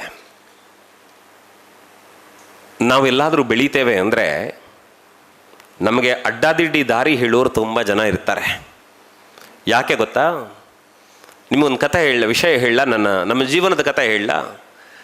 ನಾವೊಂದು ಶಾಲೆಯಲ್ಲಿ ಓದ್ತಾ ಇರಬೇಕಿದ್ರೆ ನಮ್ಮ ಶಿಕ್ಷಕರೆಲ್ಲ ತುಂಬ ಆಪ್ತರು. ಎಷ್ಟು ಆಪ್ತರಾಗಿದ್ದರು ಅಂತಂದರೆ, ನನಗೆ 10ನೇ ಕ್ಲಾಸ್ನಲ್ಲಿ ಪಾಠ ಮಾಡಿದ, ಹೈಸ್ಕೂಲ್ 8, 9, 10ರಲ್ಲಿ ನನಗೆ ಇಂಗ್ಲೀಷ್ ಪಾಠ ಮಾಡಿದ ಸುಮನಾ ಜಗದೀಶ್ ಅನ್ನುವ ಟೀಚರ್, ಅವರು ನನ್ನ ಬದುಕಿನ ಅತ್ಯಂತ ಪ್ರೀತಿಯ ಅತ್ಯಂತ ಗೌರವದ ಟೀಚರ್. ಆದರೆ ಅವರು ಶಾಲೆ ಬಿಟ್ಟು ಹೊರಡ್ತಾರೆ. ಆಗ ಅವರು ನನಗೆ ಹೇಳಿದ ಮಾತೇನು ಗೊತ್ತಾ? ನಮಗವ್ರನ್ನ ಕಳಿಸಿಕೊಡ್ಲಿಕ್ಕೆ ಮನಸ್ಸಿಲ್ಲ, ನಾವೆಲ್ಲ ಅಳ್ತಾ ಇದ್ದೇವೆ ಟೀಚರ್ ಹೋಗ್ತಾರೆ ಅಂತ. ಆದರೆ ಅವರು ನಮಗೆ ಹೇಳಿದ ಮಾತೇನು ಅಂದರೆ, ಮಗ 8ನೇ ಕ್ಲಾಸ್ನವರೆಗೆ ಓದಿದೀಯಾ? 8ನೇ ಕ್ಲಾಸ್ನವರೆಗೆ ಈ ಶಾಲೆಯಲ್ಲಿ ಓದಿದೀಯಾ? ಇಲ್ಲಿ ಎಷ್ಟರವರೆಗೆ ನಿನಗೆ ಪಾಠ ಮಾಡ್ತಾರೆ, ಎಷ್ಟು ಕ್ಲಾಸ್ನವರೆಗೆ ನಿನಗೆ ಓದಲಿಕ್ಕಿದೆ, ಈ ಶಾಲೆಯಲ್ಲಿ ಅಷ್ಟೂ ವರ್ಷ ನೀನು ಓದಬೇಕು ಮಗ. ಯಾವ ಕಾರಣಕ್ಕೂ ಅರ್ಧದಲ್ಲಿ ಬಿಟ್ಟು ಇಲ್ಲಿಂದ ಓಡಬೇಡ. ಯಾಕೆ ಅಂದರೆ ನಿನ್ನನ್ನು ದಾರಿ ತಪ್ಪಿಸೋರು ತುಂಬ ಜನ ಇದ್ದಾರೆ. ಇದು ನನ್ನ ಟೀಚರ್ ನನಗೆ ಹೇಳಿದ ಮಾತು. ಇದನ್ನು ನಿಮಗೆ ಯಾಕೆ ಹೇಳ್ತೇನೆ ಅಂದರೆ, ನೀವು ಇವತ್ತು 6ನೇ ಕ್ಲಾಸಿಗೆ ಬಂದರೆ, ನೀವು 7ನೇ ಕ್ಲಾಸ್ ಆಗುವಾಗ ನಿಮ್ಗೆ ಯಾರೋ ಬಂದು ಹೇಳ್ತಾರೆ, ಮಗ ನೀನು ಅಲ್ಲಿಂದ ಇಲ್ಬಾ ನಾವು ಚೆನ್ನಾಗಿದ್ದೇವೆ ಅಂತಾರೆ. ಹೋಗಬೇಡಿ. ಯಾಕೆ? ನಿಮ್ಮನ್ನು 6ರಿಂದ 7ರವರೆಗೆ ತಂದು ನಿಲ್ಲಿಸಿದವರು ಅವರು. 7ರಿಂದ ನೀವು 10ಕ್ಕೆ ಬರ್ತೀರಿ. 10ಕ್ಕೆ ಬರುವಾಗ ಇನ್ಯಾರೋ ಬಂದು ಹೇಳ್ತಾರೆ, ನೀನು ಅಲ್ಲಿ ಬಿಡು, ಈ ಊರಿಗೆ ಬಾ, ಅಲ್ಲಿ ಬಾ ಅಂತ ಕರೀತಾರೆ. ದಾಟಿ ಹೋಗಬೇಡಿ. ಯಾಕೆ? 6ರಿಂದ 10ರವರೆಗೆ ನಿಮ್ಮಲ್ಲಿ ಕರ್ಕೊಂಡು ಬಂದಿದ್ದಾರೆ. ನೀವು 10 ಆದ ತಕ್ಷಣ ನಿಮ್ಮನ್ನು ಬದಲಾಯಿಸ್ತಾರೆ ಅಂತಾದಾಗ ನೀವು ಗಟ್ಟಿ ನಿರ್ಧಾರ ಮಾಡಿ ನಿಂತರೆ ನಿಮ್ಮದು PUC ಆಗುತ್ತದೆ. ನಾಳೆ ಇಲ್ಲಿ ಎಲ್ಲಿವರೆಗೆ ನಿಮಗೆ ಶಿಕ್ಷಣ ಸಿಗ್ತದೆ ಆ ಕ್ಷಣದವರೆಗೆ ಈ ಶಾಲೆಯಿಂದ ಹೊರಗೆ ಹೋಗಬೇಡಿ. ಯಾಕೆ ಕೇಳಿದರೆ, ನಿಮಗೆ ಆರಂಭದ ಮೊದಲ ಬದುಕಿನಿಂದ ಅಲ್ಲಿವರೆಗೆ ನಿಮ್ಮನ್ನು ತಂದು ನಿಲ್ಲಿಸಿದ್ದು ಈ ಶಾಲೆ. ಯಾಕೆ ಈ ಮಾತು ಅಂದರೆ, ನಾನು ಈಗ ಕೇಳುತ್ತೇನೆ, ಇಲ್ಲಿ ನನಗೆ ಅಪ್ಪ ಅಮ್ಮ ಬೇಡ ಅಂತ ಹೇಳುವರು ಎಷ್ಟು ಜನ ಇದ್ದೀರಿ? ಕೈ ಎತ್ತಿ. ನನಗೆ ಅಪ್ಪ ಅಮ್ಮ ಬೇಡ ಅಂತ ಹೇಳುವರು ಎಷ್ಟು ಜನ ಇದ್ದೀರಾ? ಮುಖ ತಿರುಗಿ ನೋಡ್ತೀರಿ. ಯಾಕೆ ಹೇಳಿ? ಆವತ್ತು ಅಮ್ಮ ಹೊಟ್ಟೆಯೊಳಗಿರುವ ಮಗುವಾದ ನಿಮ್ಮನ್ನು ಮಾತಾಡಿಸಿದ್ದು, ನಿಮ್ಮನ್ನು ಜಾಗ್ರತೆಯಿಂದ ನೋಡಿಕೊಂಡದ್ದು, ನಿಮ್ಮಪ್ಪ ನಿಮಗೆ ಕಷ್ಟಪಟ್ಟು ಶಾಲೆ ಓದಿಸಿದ್ದು, ನಿಮ್ಮನ್ನೆಲ್ಲ ನೋಡಿಕೊಂಡದ್ದು, ಇಷ್ಟೆಲ್ಲ ಆಗಿ ಬೆಳೆಯುತ್ತಿರುವ ನಿಮಗೆ ನಮಗೆ ಅಪ್ಪ ಅಮ್ಮ ಬೇಡ ಅಂತ ಯಾವತ್ತೂ ಅನ್ನಿಸೋದಿಲ್ವೋ? ಹಾಗೆ ನಾವು ಈ ಜಾಗಕ್ಕೆ ಬಂದ ಮೇಲೆ ಎಲ್ಲಿಯವರೆಗೆ ನಮಗೆ ಶಿಕ್ಷಣ ಸಿಗ್ತದೆ ಅಲ್ಲಿಯವರೆಗೆ ಈ ಶಾಲೆ ನನ್ನದು ಅನ್ನುವ ಪ್ರೀತಿಯಿಂದ ಬದುಕಿದರೆ ನಿಮ್ಮ ವಿದ್ಯಾರ್ಥಿ ಜೀವನಕ್ಕೊಂದು ಮೌಲ್ಯ ಇದೆ. ಆ ಕಾರಣಕ್ಕಾಗಿ ನೀವು ಬದಲಾಗಬೇಡಿ. ಯಾಕೆ ಅಂದರೆ, ಸುದೀರ್ಘವಾದ ಬದುಕು. ಮನುಷ್ಯ ಬೆಳೀತಾ ಹೋದ ಹಾಗೆ ಪ್ರಬುದ್ಧನಾಗಬೇಕಂತೆ. ಅಂದರೆ ನಾನು ಯಾಕೆ ಬಂದಿದ್ದೇನೆ, ನಾನು ಏನು ಮಾಡುವುದಕ್ಕೆ ಬಂದಿದ್ದೇನೆ, ಎಲ್ಲಿಗೆ ಹೋಗಬೇಕು, ಏನು ಅನ್ನುವುದರ ಬಗ್ಗೆ ತನಗೆ ಅರಿವಿರಬೇಕಂತೆ. ಇಲ್ಲಿ PUC ಮಕ್ಕಳು ಎಷ್ಟು ಜನ ಇದ್ದೀರಿ? ಸರಿ ಕೈ ಎತ್ತಿ. ಅಷ್ಟು ಜನ ಇದ್ದೀರಿ. ಮಕ್ಕಳೇ, ನಿಮಗೆಲ್ಲ ಒಂದು ಮಾತು ಹೇಳಬೇಕು. ಇವರೆಲ್ಲ ಸಣ್ಣವರಿದ್ದಾರೆ, ಇನ್ನೂ ನಿಮ್ಮ ಹಂತಕ್ಕೆ ಬರುವವರು. SSLC, ಅಲ್ಲಿಂದ PUC. ನಾನು ನಿಮ್ಮ ವಯಸ್ಸಿನ ಮಕ್ಕಳ ಜೊತೆ ತುಂಬ ಮಾತನಾಡಿದ್ದೇನೆ. ಸುಮಾರು ಇಷ್ಟರೊಳಗೆ ಒಂದು 4-5 ಸಾವಿರ ಮಕ್ಕಳ ಜೊತೆ ನಾನು ಮಾತನಾಡಿದ್ದೇನೆ. ಅವರ ಬದುಕು ಒಂದು ರೀತಿ ಡೋಲಾಯಮಾನವಾಗಿರುತ್ತದೆ. ಯಾರು SSLC ಕಳಿಸಿದ್ದೀರಿ, PUCಯಲ್ಲಿ ಓದ್ತಾ ಇದ್ದೀರಿ, ಸರಿಯಾಗಿ ಕೇಳಿಸಿಕೊಳ್ಳಿ. ನೀವು ಈ ಹಂತಕ್ಕೆ ಬಂದಾಗ ನಿಮ್ಮ ಬದುಕು ಒಂದು ನಿರ್ಣಾಯಕ ಹಂತದಲ್ಲಿರಬೇಕಾದ ಬದುಕು. ನೀವೇನು ಮಾಡಬೇಕು, ಭವಿಷ್ಯವನ್ನು ಹೇಗೆ ಕಟ್ಟಿಕೊಳ್ಳಬೇಕು ಅಂತ ನೀವು ಯೋಚನೆ ಮಾಡಬೇಕಾದ ಬದುಕು. ಇವತ್ತು ನೀವು ಎತ್ತರಕ್ಕೆ ಬೆಳೆದು ನಿಂತದ್ದಿದ್ರೆ, ನೀವು ನಿಮ್ಮ ಅಪ್ಪನ ಹೆಗಲೆತ್ತರಕ್ಕೆ ಏರಿ ನಿಂತಿದ್ದೀರಾದರೆ ಅದರ ಹಿಂದೆ ನಿಮಗಾಗಿ ನಿಮ್ಮ ಅಪ್ಪ ಪಟ್ಟ ಕಷ್ಟ ಏನು, ನಿಮ್ಮ ಅಮ್ಮ ಮಾಡಿದ ತ್ಯಾಗ ಏನು ಅನ್ನೋದು ನೆನಪಿರಬೇಕು. ಜೊತೆಗೆ ನನಗೆ ಈ ಶಾಲೆಯಲ್ಲಿ ಹೇಳಿಕೊಟ್ಟ ಒಳ್ಳೆಯ ವಿಚಾರಗಳು ಏನು ಅನ್ನುವುದು ನಿಮಗೆ ನೆನಪಿರಬೇಕು. ಇದನ್ನು ಯಾಕೆ ನಾನು ಒತ್ತಿ ಒತ್ತಿ ಹೇಳ್ತೇನೆ ಅಂದರೆ, ಮೊನ್ನೆ ಒಂದು ಕಾಲೇಜಿಗೆ ಹೋಗಿ ಮಾತಾಡ್ತಾ ಒಂದು ಅರ್ಧ ಗಂಟೆ 3/4 ಗಂಟೆಗಳ ಕಾಲ ಮಾತನಾಡಿದ್ದೇನೆ. ಮಾತಾಡಿ ಹೊರಡಬೇಕಿದ್ರೆ ಒಬ್ಬ ಹುಡುಗ ಬಂದ ಆಫೀಸಿಗೆ. ಬಂದವನು ಹೇಳ್ತಾನೆ, ಅಳ್ತಾ ಇದ್ದಾನೆ, ಸರ್ ನಾನು ತಪ್ಪು ಮಾಡಿದೆ ಅಂತಾನೆ. ಏನು ಮಾಡಿದ್ಯಪ್ಪ ನೀನು, ಏನು ತಪ್ಪಾಯಿತು ನಿನ್ನಿಂದ ಅಂತ. ಇಲ್ಲ ಸರ್, ನಾನು ನನ್ನ ಅಮ್ಮನಿಗೆ ಬೈತಿದ್ದೆ, ಅಮ್ಮ ಹೇಳಿದ್ದನ್ನು ಕೇಳ್ತಿರ್ಲಿಲ್ಲ, ಅಮ್ಮನ ಹತ್ರ ಸುಳ್ಳು ಹೇಳ್ತಿದ್ದೆ, ಅಪ್ಪನ ಹತ್ರ ಸುಳ್ಳು ಹೇಳಿದ್ದೇನೆ, ಜೀವನದಲ್ಲಿ ನೀನು ಯಾವತ್ತೂ ನಾನು ಆ ಕೆಲಸ ಮಾಡೋದಿಲ್ಲ, ನಾನಿನ್ನು ಬದಲಾಗುತ್ತೇನೆ ಅಂತ ಅಳುವುದಕ್ಕೆ ಆರಂಭ ಮಾಡುತ್ತಾನೆ. ಯಾಕೆ ಅಂದರೆ, ನಮ್ಮ ಜೀವನದಲ್ಲಿ ನಾವೇನು ತಪ್ಪು ಮಾಡುತ್ತಾ ಇದ್ದೇವೆ ಅನ್ನುವುದನ್ನು ನಾವೇ ಯೋಚಿಸಿ ಬದಲಾಗಿ ಒಳ್ಳೆಯ ಕಡೆ ಹೋಗುವುದಿದೆಯಲ್ಲ, ಅದು ನಿಜವಾದ ಮನುಷ್ಯ ಮಾಡಬೇಕಾದ ಕೆಲಸ. ನಾನು ಇಲ್ಲಿ PUC ಓದ್ತಾ ಇರುವ ಮಕ್ಕಳಿಗೆ ಪ್ರೀತಿಯಿಂದ ವಿನಂತಿ ಮಾಡಿಕೊಳ್ಳುವುದಿಷ್ಟೇ, ನೀವು ಕೇವಲ ನಿಮ್ಮ ಅಪ್ಪನ ಅಮ್ಮನ ಮಕ್ಕಳಾಗಿ ಇಲ್ಲಿ ಬಂದವರಲ್ಲ. ನಿಮಗೊಂದು ಬದುಕಿದೆ, ನಿಮಗೊಂದು ವ್ಯಕ್ತಿತ್ವ ಇದೆ. ನೀವು ಈ ದೇಶಕ್ಕೆ, ಈ ನಾಡಿಗೆ ಸತ್ಪ್ರಜೆಗಳಾಗಿ ರೂಪುಗೊಳ್ಳಬೇಕಾದವರು. ಆದರೆ 10ನೇ ಕ್ಲಾಸು ದಾಟುತ್ತಾ ಇನ್ನೇನು 10-15 ವರ್ಷ, ನಮ್ಮಲ್ಲೊಂದು ಮಾತಿದೆ, ಲಾಲಯೇತ್ ಪಂಚವರ್ಷಾಣಿ ದಶವರ್ಷಾಣಿ ತಾಡಯೇತ್ ಪ್ರಾಪ್ತೇತು ಷೋಡಶೇ ವರ್ಷೆ ಪುತ್ರಂ ಮಿತ್ರವದಾಚರೇತ್ ಅಂತ. ಮಗುವಿಗೆ 5 ವರ್ಷ ಪ್ರಾಯ ಆಗುವ ತನಕ ಆಟಾಡಿಸ್ತಾ ಮಗುವನ್ನು ಬೆಳೆಸಬೇಕಂತೆ. ದಶವರ್ಷಾಣಿ ತಾಡಯೇತ್. ಮತ್ತೆ 10 ವರ್ಷಗಳ ಕಾಲ, ಅಂದರೆ ಸುಮಾರು 14-15 ವರ್ಷದವರೆಗೆ ತಪ್ಪು ಮಾಡಿದಾಗ ಹೊಡೆದು ಕಲಿಸ್ಬೇಕಂತೆ. ಯಾವಾಗ 16 ವರ್ಷ ತುಂಬ ಆಗುತ್ತದೆ, ಆವಾಗ ಮಗನಾದರೂ ಕೂಡ ಸ್ನೇಹಿತನಂತೆ ನೋಡ್ಕೊಳ್ಬೇಕಂತೆ. ಆದ್ದರಿಂದ PUCಯಲ್ಲಿ ಓದ್ತಾ ಇರುವ ಮಕ್ಕಳಿಗೆ ನೀವು ಯಾರಿದ್ದೀರಿ, ನೆನಪಿಟ್ಟುಕೊಳ್ಳಿ, ನೀವು ಅಪ್ಪ ಅಮ್ಮನ ಹೆಗಲಿನ ಎತ್ತರಕ್ಕೆ ಬೆಳೆದು ನಿಂತಿದ್ದೀರಿ. ನಿಮ್ಮ ಬದುಕನ್ನು ಕಟ್ಟಿಕೊಳ್ಳಬೇಕಾದ ದೊಡ್ಡ ಜವಾಬ್ದಾರಿ ಇದೆ. ಕಷ್ಟಪಟ್ಟು ನಿಮ್ಮನ್ನು ಸಲಹಿದ ಅಪ್ಪ ಅಮ್ಮನಿಗೆ ನಿಮ್ಮ ಬದುಕಿನ ಬಗ್ಗೆ ಕನಸಿದೆ. ನಿಮ್ಮನ್ನು ಯಾಕೆ ನಾನು ಬಿಟ್ಟು ಮಾಡಿ ಹೇಳ್ತೇನೆ ಅಂತಂದರೆ, ನೀವು PUCಗೆ ಕಾಲಿಟ್ಟ ಆ ಕ್ಷಣದಿಂದ ನೀವು ಸಾಮಾನ್ಯ ಮಕ್ಕಳಂತೆ ಇರೋದಿಲ್ಲ. ನಿಮ್ಮ ಮುಂದೆ ಬೇರೆ ಬೇರೆ ಬಣ್ಣದ ಲೋಕಗಳೆಲ್ಲ ತೆರೆದುಕೊಳ್ಳುತ್ತವೆ. ದಯವಿಟ್ಟು PUCಯಲ್ಲಿರುವ ಹೆಣ್ಣುಮಕ್ಕಳು ಎಷ್ಟು ಜನ ಇದ್ದೀರಿ, ಕೈ ಎತ್ತಿ ಒಮ್ಮೆ. PUC ಓದ್ತಾ ಇರೋ ಹೆಣ್ಣುಮಕ್ಕಳು ಕೈ ಬಿಡಿ. ಮಕ್ಕಳೇ, ನೆನಪಿಟ್ಟುಕೊಳ್ಳಿ, ನಿಮ್ಮ ಜೀವನದ ಮುಂದೆ ನಿಮ್ಮನ್ನು ವಂಚಿಸುವ ಲೋಕವೊಂದು ತೆರೆದುಕೊಳ್ಳುತ್ತದೆ. ಅದನ್ನು ರೂಢಿಯಲ್ಲಿ ತಮಾಷೆಗಾಗಿ ಅದನ್ನು ಪ್ರೇಮಲೋಕ ಅಂತ ಕರೀತಾರೆ. ಯಾಕೆ ಗೊತ್ತಾ, ಈ ವಯಸ್ಸು ಹಾಗೆ.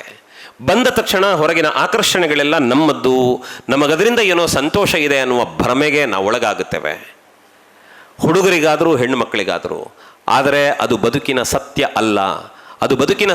ಅಲ್ಲ. ಯಾಕಂದರೆ ಕೆಲವರು ಕೂತಲ್ಲಿ ಒಳಗೊಳಗೆ ನಗುತ್ತಾ ಇದ್ದಾರೆ, ನಾವು ಮಾಡಿದ್ದು ನಮಗೆ ಗೊತ್ತು, ಅವರಿಗೆ ಹೇಗೆ ಗೊತ್ತಾಗುತ್ತದೆ ಅಂತ. ನೆನಪಿಟ್ಟುಕೊಳ್ಳಿ, ನಿಮ್ಮ ವಯಸ್ಸನ್ನು ಮೀರಿ ಬಂದವರು ಅನೇಕರು ಸಮಾಜದಲ್ಲಿದ್ದಾರೆ. ಮಾತ್ರ ಅಲ್ಲ, ನೀವು ನಿಮ್ಮ ಮನೆಗೆ ಹೋಗಿ ನಿಮ್ಮ ಅಪ್ಪ ನಿಮ್ಮ ಅಮ್ಮನನ್ನು ಕೇಳಿ, ನಿಮ್ಮ ಬದುಕಿನ ಬಗೆಗೆ ಅವರಿಗೊಂದು ಕನಸಿದೆ. ಯಾಕಂದರೆ ಆಗ ಹೇಳಿದ್ನಲ್ಲ ಹುಡುಗ, ಹೊಟ್ಟೆಯೊಳಗಿದ್ದಾಗ ಮಾತಾಡಿಸಿದ ಪ್ರತಿಯೊಂದು ಮಗುವಿನ ಬಗೆಗೆ ನನ್ನ ಮಗು ಭವಿಷ್ಯದಲ್ಲಿ ಏನಾಗಬೇಕು ಅಂತ ನಿಮ್ಮ ಅಮ್ಮ ಅಪ್ಪ ಕನಸು ಕಂಡಿರ್ತಾರೆ. ನೀವೇನಾದರೂ ನಿಮ್ಮ ಇಚ್ಛಾನುಸಾರ ವ್ಯವಹರಿಸಿದರೆ ನೀವು ಯಾರಿಗೆ ದ್ರೋಹ ಮಾಡುತ್ತಿದ್ದೀರಿ ಅಂದರೆ ನಿಮ್ಮ ಅಪ್ಪನಿಗೆ ನಿಮ್ಮ ಅಮ್ಮನಿಗೆ ದ್ರೋಹ ಮಾಡುತ್ತಾ ಇದ್ದೀರಿ. ದಯವಿಟ್ಟು ಜೀವನದಲ್ಲಿ ತಪ್ಪು ಹೆಜ್ಜೆಗಳನ್ನು ಇಡಬೇಡಿ. ನಾನು ಆಗ ಕೇಳಿದ್ನಲ್ಲ, ಯಾರ ಅಮ್ಮ ಒಳ್ಳೆಯವರು ಯಾರ ಅಪ್ಪ ಒಳ್ಳೆಯವರು ಅಂತ. ಎಲ್ಲರೂ ಕೈ ಎತ್ತಿದ್ದೀರಿ ತಾನೆ. ನಿಮ್ಮ ಅಪ್ಪ ಅಮ್ಮ ಒಳ್ಳೆಯವರಾದರೆ ಅಂಥ ಅಪ್ಪ ಅಮ್ಮನಿಗೆ ಒಳ್ಳೆಯ ಮಕ್ಕಳಾಗಿ ಬದುಕಬೇಕಾದ ದೊಡ್ಡ ಜವಾಬ್ದಾರಿ ನಿಮ್ಮ ಮೇಲಿದೆ. ಎರಡನೇದು ನಿಮ್ಗೆ ಗೊತ್ತಿಲ್ಲ, ನಮಗೆ ಯಾವುದೋ ಒಂದು ಸಂದರ್ಭ ಅದು ಸಂತೋಷ ಅಂತ ಅನ್ನಿಸಿಬಿಡುತ್ತದೆ. ಜಗತ್ತಿನಲ್ಲಿ ಎಲ್ಲಿವರೆಗೆ ಭ್ರಮೆಗೊಳಗಾಗ್ತಾರೆ ಮಕ್ಕಳು ಅಂತಂದರೆ, ಇನ್ನೇನೋ ನನಗೆ ಅವನೇ ನನ್ನ ಪಾಲಿಗೆ ರಾಜಕುಮಾರ, ಅವನನ್ನು ಬಿಟ್ಟರೆ ನನ್ನ ಬದುಕಿಲ್ಲ ಅನ್ನುವ ಯೋಚಿಸುವ ಹೆಣ್ಣುಮಗಳು. ಇನ್ಯಾರೋ ಹುಡುಗಿ ಬಂದರೆ ಅವಳೇ ನನ್ನ ಭಾಗ್ಯ ದೇವತೆ, ಅವಳನ್ನು ಬಿಟ್ಟರೆ ಬದುಕಿಲ್ಲ ಅನ್ನುವ ಮೂರ್ಖ ಹುಡುಗರು. ದಯವಿಟ್ಟು ಹಾಗಿದ್ರೆ ನಿಮಗೊಂದು ಪ್ರಶ್ನೆ ಬರ್ಬೋದು, ನಾವಿಷ್ಟೆಲ್ಲ ಓದ್ತಾ ಇದ್ದೇವೆ, ನಮ್ಮ ಜೀವನದ ಆಯ್ಕೆ ನಮ್ಮ ಕೈಯಲ್ಲಿಲ್ವಾ ಅಂತ. ನೆನಪಿಟ್ಟುಕೊಳ್ಳಿ, ನಿಮ್ಮ ಆಯ್ಕೆಯ ಜವಾಬ್ದಾರಿ, ನಿಮ್ಮ ಅಧಿಕಾರ ನಿಮ್ಮ ಕೈಯಲ್ಲಿ ಇರಬಹುದು. ಆದರೆ ಅದನ್ನು ಮೊದಲು ನಾವು ಹೇಳಬೇಕಾದ್ದು ಹೆತ್ತ ತಾಯಿಯಲ್ಲಿ, ಹುಟ್ಟಿಸಿದ ತಂದೆಯಲ್ಲಿ, ವಿದ್ಯೆ ಕಲಿಸಿದ ಗುರುಗಳಲ್ಲಿ. ಅವರು ಏನು ಹೇಳುತ್ತಾರೆ ಆ ದಾರಿಯನ್ನು ಅನುಸರಿಸಿದರೆ ನಿಮ್ಮ ಬದುಕು ಚೆನ್ನಾಗಿರುತ್ತದೆ. ಯಾಕೆ ಗೊತ್ತಾ? ಅವರು ಬದುಕಿನ ಪಾಠ ಓದಿದ್ದಾರೆ, ನಾವು ಪುಸ್ತಕದ ಪಾಠ ಮಾತ್ರ ಓದ್ತಾ ಇದ್ದೇವೆ. ನಾನು ಆಗ ಕೇಳಿದ್ದದಕ್ಕೆ, ಅಪ್ಪ ಅಮ್ಮನನ್ನು ನೋಯಿಸುವ ಮಕ್ಕಳು ಮಾತ್ರ ಜೀವನದ ದಾರಿ ತಪ್ತಾರೆ. ದಯವಿಟ್ಟು ಆ ದಾರಿಗೆ ಬರಬೇಡಿ. ಯಾಕೆ ಅಂದರೆ ಇತ್ತೀಚೆಗೆ ನಡೆದಂಥ ಒಂದೆರಡು ವಿದ್ಯಮಾನಗಳನ್ನು ನೀವು ಗಮನಿಸಿರಬಹುದು. ಒಂದು ಪುತ್ತೂರು ಕಾಲೇಜಿನ ಪ್ರಕರಣ, ಇನ್ನೊಂದು ಮೊನ್ನೆ ಕಾರ್ಕಳದಲ್ಲಿ ನಡೆದಂಥ ದುರಂತ. ನೆನಪಿಟ್ಟುಕೊಳ್ಳಿ, ಕೇವಲ ಪ್ರೀತಿ ಕುರುಡು, ಅದರ ಬಗ್ಗೆ ಯೋಚನೆ ಮಾಡುತ್ತಾ ನಮ್ಮ ಬದುಕನ್ನೇ ನಾವು ಕಳೆದುಕೊಳ್ಳಬೇಕಂತ ದುಸ್ಥಿತಿ ನಿರ್ಮಾಣವಾದ ವಾತಾವರಣ ಪರಿಸರದಲ್ಲಿರುತ್ತದೆ. ಹಾಗಾಗಿ ಬದುಕಿನ ಪ್ರತಿಯೊಂದು ಹೆಜ್ಜೆಗಳು ಅದು ಎಚ್ಚರದ ಹೆಜ್ಜೆಗಳಾಗಿರಬೇಕು. ನಾನು ಇನ್ನೊಂದು ಕೇಳಿತೇನೆ, ಹೋಗಿ ನಿಮ್ಮ ಅಪ್ಪ ಅಮ್ಮನ ಹತ್ರ ಕೇಳಿ, ನಾನು ಹೇಗೆ ಬೇಕಾದರೂ ಇದ್ದರೆ ನಿನ್ನ ಖುಷಿಯಾ ಅಂತ ಒಂದು ಮಾತು ಕೇಳಿ. ಯಾವ ತಾಯಿಯಾದರೂ ಯಾವ ತಂದೆಯಾದರೂ ಅದನ್ನು ಒಪ್ಪಿದರೆ ಮತ್ತೆ ಮಾತಾಡಿ ನೀವು. ಯಾಕೆ ಅಂದರೆ ಜೀವನದಲ್ಲಿ ನಾವು ಬೆಳೀತಾ ಹೋದ ಹಾಗೆ ನೆನಪಿರಬೇಕೇನು ಅಂದರೆ, ನಾವು ಸಣ್ಣವರಿದ್ದಾಗ ಅಪ್ಪ ಅಮ್ಮನಿಗೆ ನಾವು ಮಕ್ಕಳು ನಮ್ಮನ್ನು ಎತ್ತಿ ಆಡಿಸಿದ್ದಾರೆ, ನೋಡಿಕೊಂಡಿದ್ದಾರೆ. ಅಪ್ಪ ಅಮ್ಮನಿಗೆ ವಯಸ್ಸಾದಾಗ ಅವರು ನಮ್ಮ ಪಾಲಿಗೆ ಮಕ್ಕಳ ಹಾಗೆ ಕಾಣಿಸಬೇಕಂತೆ. ಆದ್ದರಿಂದ ನಿಮ್ಮ ಅಪ್ಪ ಅಮ್ಮನನ್ನು ಚೆನ್ನಾಗಿ ನೋಡುವ, ನಿಮ್ಮ ವೈಯಕ್ತಿಕವಾದ ವ್ಯಕ್ತಿತ್ವವನ್ನು ರೂಪಿಸಿಕೊಳ್ಳುವ ಹಂತದಲ್ಲಿರುವ ನೀವು ದಯವಿಟ್ಟು ಜೀವನದಲ್ಲಿ ತಪ್ಪು ಹೆಜ್ಜೆಯನ್ನು ಇಡಬೇಡಿ. ಮಾತ್ರ ಅಲ್ಲ, ನೆನಪಿಟ್ಟುಕೊಳ್ಳಿ, ಎಲ್ಲಾದರೂ ನಿಮ್ಮ ಬಗ್ಗೆ ಪತ್ರಿಕೆಯಲ್ಲಿ ಬರೋದಾದರೆ ಹೇಗೆ ಬರಬೇಕು ಅಂದರೆ, ಇಂತಹ ಕಾಲೇಜಿನ ವಿದ್ಯಾರ್ಥಿ ಅಥವಾ ಇಂತಹ ಕಾಲೇಜಿನ ವಿದ್ಯಾರ್ಥಿನಿ ಇಂತಹ ಸಾಧನೆ ಮಾಡಿದ್ದಾಳೆ ಅಂತ ಹೆಮ್ಮೆಯಿಂದ ನಿಮ್ಮ ಕಾಲೇಜಿನ ಮುಂದೆ, ನಿಮ್ಮ ಊರಲ್ಲಿ ನಿಮ್ಮ ಬ್ಯಾನರ್ ಹಾಕಿ ಜನ ಸಂಭ್ರಮಿಸುವ ಹಾಗೆ ಇರಬೇಕೇ ಹೊರತು, ಇಂತಹ ಊರಿನ ಕಾಲೇಜೊಂದರಲ್ಲಿ ಇಂಥ ಬರೆದು ಕಾಲೇಜಿನ ಹೆಸರು ಹಾಕದೆ ನಿಮ್ಮ ಹೆಸರು ಬರೆದು ನಾಳೆ ತಲೆ ತಗ್ಗಿಸಿ ನಡೆಯುವಂತಹ ಕೆಲಸ ಆಗುವಾಗೆ ಪತ್ರಿಕೆಗಳಲ್ಲಿ ಹೆಸರು ಬರಬಾರದು. ಅದು ಬರಬಾರದು ಅಂತಾದರೆ ನಿಮ್ಮ ಜೀವನದ ದಾರಿಯನ್ನು ಸರಿಯಾದ ದಾರಿಯಲ್ಲಿ ರೂಪಿಸಿಕೊಳ್ಳಬೇಕಾದ ಬಹಳ ದೊಡ್ಡ ಹೊಣೆಗಾರಿಕೆ ನಿಮ್ಮ ಮೇಲಿರುತ್ತದೆ. ಮಾತ್ರ ಅಲ್ಲ, ನನ್ನ ಮುಕ್ತಾಯ ಹಂತದ ಒಂದೆರಡು ಮಾತುಗಳನ್ನು ಹೇಳಿಬಿಡ್ತೇನೆ. ಇವತ್ತು ನೀವಿದ್ದೀರಿ, ನಿಮ್ಮ ನಂತರ ನಿಮ್ಮನ್ನು ಅನುಸರಿಸಿಕೊಂಡು ಬರುವ ಮಕ್ಕಳಿದ್ದಾರೆ. ಅವರೆಲ್ಲರಿಗೂ ಕೂಡ ನಿಮ್ಮ ಬದುಕು ಮಾರ್ಗದರ್ಶಕವಾಗಬೇಕು. ಯಾಕೆ ಅಂದರೆ, ಒಮ್ಮೆ ತಾಯಿ ಮಗುವನ್ನು ಜಾತ್ರೆಗೆ ಕರ್ಕೊಂಡು ಹೋದ್ಲಂತೆ. ಜಾತ್ರೆಗೆ ಹೋಗ್ತಾ ಹೋಗ್ತಾ ಮಗು ಹೇಳುತ್ತಂತೆ, ಅಮ್ಮ ನನಗೆ ಬೆಲೂನ್ ಬೇಕು ಅಂತ. ಅಮ್ಮ ಹೇಳಿದ್ದಂತೆ, ಬೇಡ ಮಗ ಬೆಲೂನ್, ನಮ್ಮ ಮನೆಗೆ ಹೋಗುವ, ನೀನು ತಿಂಡಿ ಕೊಡ್ತೇನೆ, ತಿಂಡಿ ಬೇಡ ಅಂತ ಗಲಾಟೆ ಮಗುವಿದ್ದು ನನಗೆ ಬೆಲೂನ್ ಬೇಕು ಅಂತ. ಅಮ್ಮ ಕೊಡಿಸ್ಲಿಲ್ಲ ಅನ್ನೋ ಕಾರಣಕ್ಕೆ ಅಮ್ಮನ ಕೈಯಿಂದ ತಪ್ಪಿಸಿಕೊಂಡು ಮಗು ಓಡುತ್ತದೆ. ಜಾತ್ರೆಯಲ್ಲಿ ಮೊಬೈಲ್ ಫೋನ್ ಇಲ್ಲ, ಅಮ್ಮನ ಹತ್ರ ಫೋನ್ ಇಲ್ಲ. ಮಗು ಜಾತ್ರೆ ತಪ್ಪಿಸ್ಕೊಂಡು ಓಡೋಡಿ ಎಲ್ಲೋ ಹೋಯಿತು, ಮಗು ಕೈಗೆ ಸಿಗ್ತಾ ಇಲ್ಲ. ಎಲ್ಲೋ ಹೋಗಿ ದಾರಿ ತಪ್ಪಿ ಒಂದು ಕಡೆ ನಿಂತು ಜೋರು ಅಳ್ತಾ ಇದೆ ಮಗು. ಆಗ ಯಾರೋ ಬಂದವರು ಕೇಳಿದ್ರಂತೆ, ಮಗು ಯಾಕೆ ಅಳ್ತೀಯ? ನನಗೆ ಅಮ್ಮ ಬೇಕು ಅಂತ ಮಗು ಅಳುತ್ತಾ ಇದೆ. ಅಮ್ಮನ ಎಲ್ಲಿ ಹುಡುಕ್ಬೇಕು ಜಾತ್ರೆಯಲ್ಲಿ? ಅವ್ರ ಮಗುನ ಎತ್ಕೊಂಡು ಹೇಳಿದ್ರಂತೆ, ಮಗು ನಿನಗೆ ಬೆಲೂನ್ ತೆಗೆದುಕೊಡ್ತೇನೆ. ಬೆಲೂನ್ ಬೇಡ ನನಗೆ ಅಮ್ಮ ಬೇಕು ಅಂತ. ಆಮೇಲೆ ಇಲ್ಲ ಮಗು ಅಳಬೇಡ, ನೀನು ತಿಂಡಿ ತೆಗೆದುಕೊಡ್ತೇನೆ, ನನಗೆ ತಿಂಡಿ ಬೇಡ, ನನಗೆ ಅಮ್ಮ ಬೇಕು ಅಂತ. ಆಚೆಯಿಂದ ಮಗು ಹುಡುಕಿಕೊಂಡು ಹೋದ ಬೆಲೂನ್ ಸಿಗಲಿಲ್ಲ, ಈಚೆಯಿಂದ ತಪ್ಪಿ ಹೋದ ಅಮ್ಮ ಎಲ್ಲಿದ್ದಾಳೆ ಅಂತ ಗೊತ್ತಿಲ್ಲ. ಮಧ್ಯದಲ್ಲಿ ಎತ್ತಿಕೊಂಡವನು ಶಾಶ್ವತವಾಗಿ ಜೊತೆಗಿರುವನಲ್ಲ. ನಮ್ಮ ಬದುಕು ನಿಮ್ಗೆ ನೆನಪಿರಲಿ, ಹಿರಿಯರ ಮಾತುಗಳನ್ನು ಮೀರಿ ಅವರ ಅಭಿಪ್ರಾಯಗಳಿಗೆ ಬೆಲೆ ಕೊಡದೆ, ನಾನು ಸಿಕ್ಕಾಬಟ್ಟೆ ಓದಿದ್ದೇನೆ, ನನಗೆಲ್ಲ ಗೊತ್ತಿದೆ ಅನ್ನುವ ಭ್ರಮೆಯಲ್ಲಿ ಈ ಜೀವನದ ಜಾತ್ರೆಯಲ್ಲಿ ಕೈ ತಪ್ಪಿಸಿಕೊಂಡು ಓಡಿ ಹೋದರೆ ಮಕ್ಕಳೇ, ನೀವು ಕಂಡ ಕನಸಿನ ಬೆಲೂನಿನ ರಾಶಿಯೂ ಸಿಗೋದಿಲ್ಲ. ತಪ್ಪಿ ಹೋದ ಅಮ್ಮನೂ ಅಪ್ಪನೂ ಸಿಗುವುದಿಲ್ಲ, ಮಧ್ಯದಲ್ಲಿ ನಾನಿದ್ದೇನೆ ಅಂತ ಹೇಳಿದ ಯಾವ ಅಯೋಗ್ಯ ವ್ಯಕ್ತಿಯು ನಿಮ್ಮನ್ನು ಬದುಕಿನ ಕಟ್ಟ ಕಡೆಯವರೆಗೆ ಕಾಪಿಡುವುದಿಲ್ಲ. ಆದ್ದರಿಂದ ಜೀವನದ ಜಾತ್ರೆಯಲ್ಲಿ ಮೋಸ ಹೋಗಬೇಡಿ, ಜೀವನದ ಜಾತ್ರೆಯಲ್ಲಿ ಮೋಸ ಹೋಗಬೇಡಿ. ಮತ್ತು ನಮಗೆ ಅರ್ಥ ಆಗುವುದು ಯಾವಾಗ ಅಂತಂದರೆ, ನಾವು ಆ ಜಾಗದಲ್ಲಿ ನಿಂತಾಗ ನಮ್ಗೆ ಗೊತ್ತಿಲ್ಲ, ಕೈಕಾಲು ಗಟ್ಟಿ ಆದಾಗೆಲ್ಲ ನಾವು ಅಂದ್ಕೊಂಡು ಬಿಡ್ತೇವೆ, ನಾನು ಆರಾಮಿದ್ದೇನೆ, ಏನು ಚಿಂತಿಲ್ಲ ಅಂತ. ಆದರೆ ನಿಮ್ಮ ಕೈಕಾಲುಗಳನ್ನು ಗಟ್ಟಿ ಮಾಡುವುದಕ್ಕೆ ಆವತ್ತು ನಿಮ್ಮಮ್ಮ ಕಳೆದ ನಿದ್ರೆ ಇಲ್ಲದ ರಾತ್ರಿಗಳೆಷ್ಟು ಅಂತ ಮನೆಗೆ ಹೋಗಿ ಕೇಳಿ. ಒಂದು ಸಣ್ಣ ಜ್ವರ ಬಂದರೆ ಸಾಕು, ಡಾಕ್ಟ್ರಲ್ಲಿ ನಿಮ್ಮನ್ನು ಹಗಲು ರಾತ್ರಿ ಅಂತ ಗೊತ್ತಿಲ್ಲದೆ ಹೊತ್ಕೊಂಡು ಹೋದ ನಿಮ್ಮ ಅಪ್ಪ ಹೊರಗೆ ನಿಂತುಕೊಂಡು ನಿಮ್ಮ ಬಗ್ಗೆ ಇಟ್ಟುಕೊಂಡ ಆತಂಕ ಎಷ್ಟು ಅಂತ ಕೇಳಿ. ನೀವತ್ತು ಹಾಸ್ಟೆಲ್ ಇದ್ದರೆ ಪ್ರಾಬ್ಲಮ್ ಇಲ್ಲ, ಎಲ್ಲೋ ಹೊರಗೆ ಹೋಗಿ ಬರ್ತೀರಿ ಅಂದರೆ ಮನೆಯಿಂದ ಹೊರಗೆ ಹೋದ ಮಗಳು ಮನೆಗೆ ಎಷ್ಟೊತ್ತಿಗೆ ಬರ್ತಾಳೇನೋ ಅಂತ ಎದೆ ಡವ ಗುಡ್ತಾ ನಿಮ್ಮ ದಾರಿ ಕಾಯುವ ನಿಮ್ಮ ಅಮ್ಮ ನಿಮ್ಮ ಅಪ್ಪನ ಬಗ್ಗೆ ನಿಮಗೆ ಎಚ್ಚರ ಇರಲಿ. ಯಾಕೆ ಅಂದರೆ ನೀವು ನೆನಪಿಟ್ಟುಕೊಳ್ಳಿ, ಸಮಾಜದಲ್ಲಿ ಯಾವತ್ತಾದರೂ ನಮ್ಮನ್ನು ಇನ್ನೊಬ್ಬರು ಕೆಟ್ಟವರು ಅಂತ ಬೈದು ತಿರಸ್ಕಾರ ಮಾಡಿದ್ರು ಕೂಡ ನನ್ನ ಮಗ ಅಂಥವನಲ್ಲ ಅಂತ ನೀವು ಬಂದಾಗ ನಿಮ್ಮನ್ನು ಅಪ್ಪಿ ಹಿಡ್ಕೊಂಡು ಕಣ್ಣೀರು ಸುರಿಸೋದು ನಿಮ್ಮ ಅಮ್ಮ ಮತ್ತು ನಿಮ್ಮ ಅಪ್ಪ ಮಾತ್ರ. ಆದ್ದರಿಂದ ಅವರ ಮನಸ್ಸಿಗೆ ನೋವಾಗುವಂತೆ ಬದುಕಿನ ಹೆಜ್ಜೆಗಳನ್ನು ಇಡಬೇಡಿ. ಇದು ನಮಗೆ ನೆನಪಿರಲಿ. ಇನ್ನೊಂದು, ನಾನಾಗ ಶಾಲೆಯ ಬಗ್ಗೆ ಹೇಳಿದೆ. ಶಾಲೆಯ ಬಗ್ಗೆ ಹೇಳುವುದಕ್ಕೆ ಕಾರಣ ಇಷ್ಟೇ. ಇವತ್ತು ಕೆ ಸಿ ನಾಯಕರು ಮುಂದೆ ಕೂತಿದ್ದಾರೆ. ಅವರ ವಯಸ್ಸೆಷ್ಟು ಕೇಳಿ, ಬಹುಶಃ ನಿಮ್ಮ ಅಮ್ಮನಷ್ಟು ನಿಮ್ಮ ಅಪ್ಪನಷ್ಟು ವಯಸ್ಸಿನ ಮಕ್ಕಳನ್ನು ನೋಡಿಕೊಳ್ಳುವ ವಯಸ್ಸವರದು. ಆದರೆ ಇವತ್ತಿಗೂ ಕೂಡ ನಮ್ಮ ಮನೆಯ ಮಕ್ಕಳು ಅನ್ನೋ ಪ್ರೀತಿಯಿಂದ ಶಾಲೆಯನ್ನು ಕಟ್ಟಿ ಅವ್ರು ಹೇಳಿದ್ದು ಒಂದೇ ಒಂದು ಮಾತು, ನಮ್ಮ ಶಾಲೆಯ ಮಕ್ಕಳ ಭವಿಷ್ಯ ಉಜ್ವಲವಾಗಬೇಕು ಅಂತ ಒಂದು ಮಾತು ಹೇಳ್ತಾರೆ. ಅದರ ಜೊತೆಗೆ ಸುಧಾಕರ್ ಶೆಟ್ಟಿ ಅನ್ನುವಂತಹ ಒಬ್ಬ ಮಾಸ್ಟರ್ ಬಗ್ಗೆ ಮಾತಾಡ್ತಾರೆ. ಅವ್ರ ವಿಚಾರ ನಿಮಗೆ ಹೇಳ್ತೇನೆ, ಸರಿಯಾಗಿ ಕೇಳಿಸಿಕೊಳ್ಳಿ ಮಕ್ಕಳೇ. ಕಷ್ಟಪಟ್ಟು ದುಡಿದವರಾದರೂ ಚಿಂತಿಲ್ಲ, ಶ್ರೀಮಂತಿಕೆ ಮನೆಯಿಂದ ಬಂದ ಮಕ್ಕಳಾದರೂ ಚಿಂತಿಲ್ಲ. ಸುಧಾಕರ್ ಮಾಸ್ಟರ್ ಬದುಕಿನ ಕಥೆ ನಿಮ್ಮ ಮುಂದೆ ಹೇಳ್ತೇನೆ ಕೇಳಿ. ಸುಧಾಕರ್ ಮಾಸ್ಟರು ಶ್ರೀಮಂತರಲ್ಲ, ಅವರೊಂದು ಕೃಷಿಕನ ಮನೆಯ ವ್ಯಕ್ತಿ.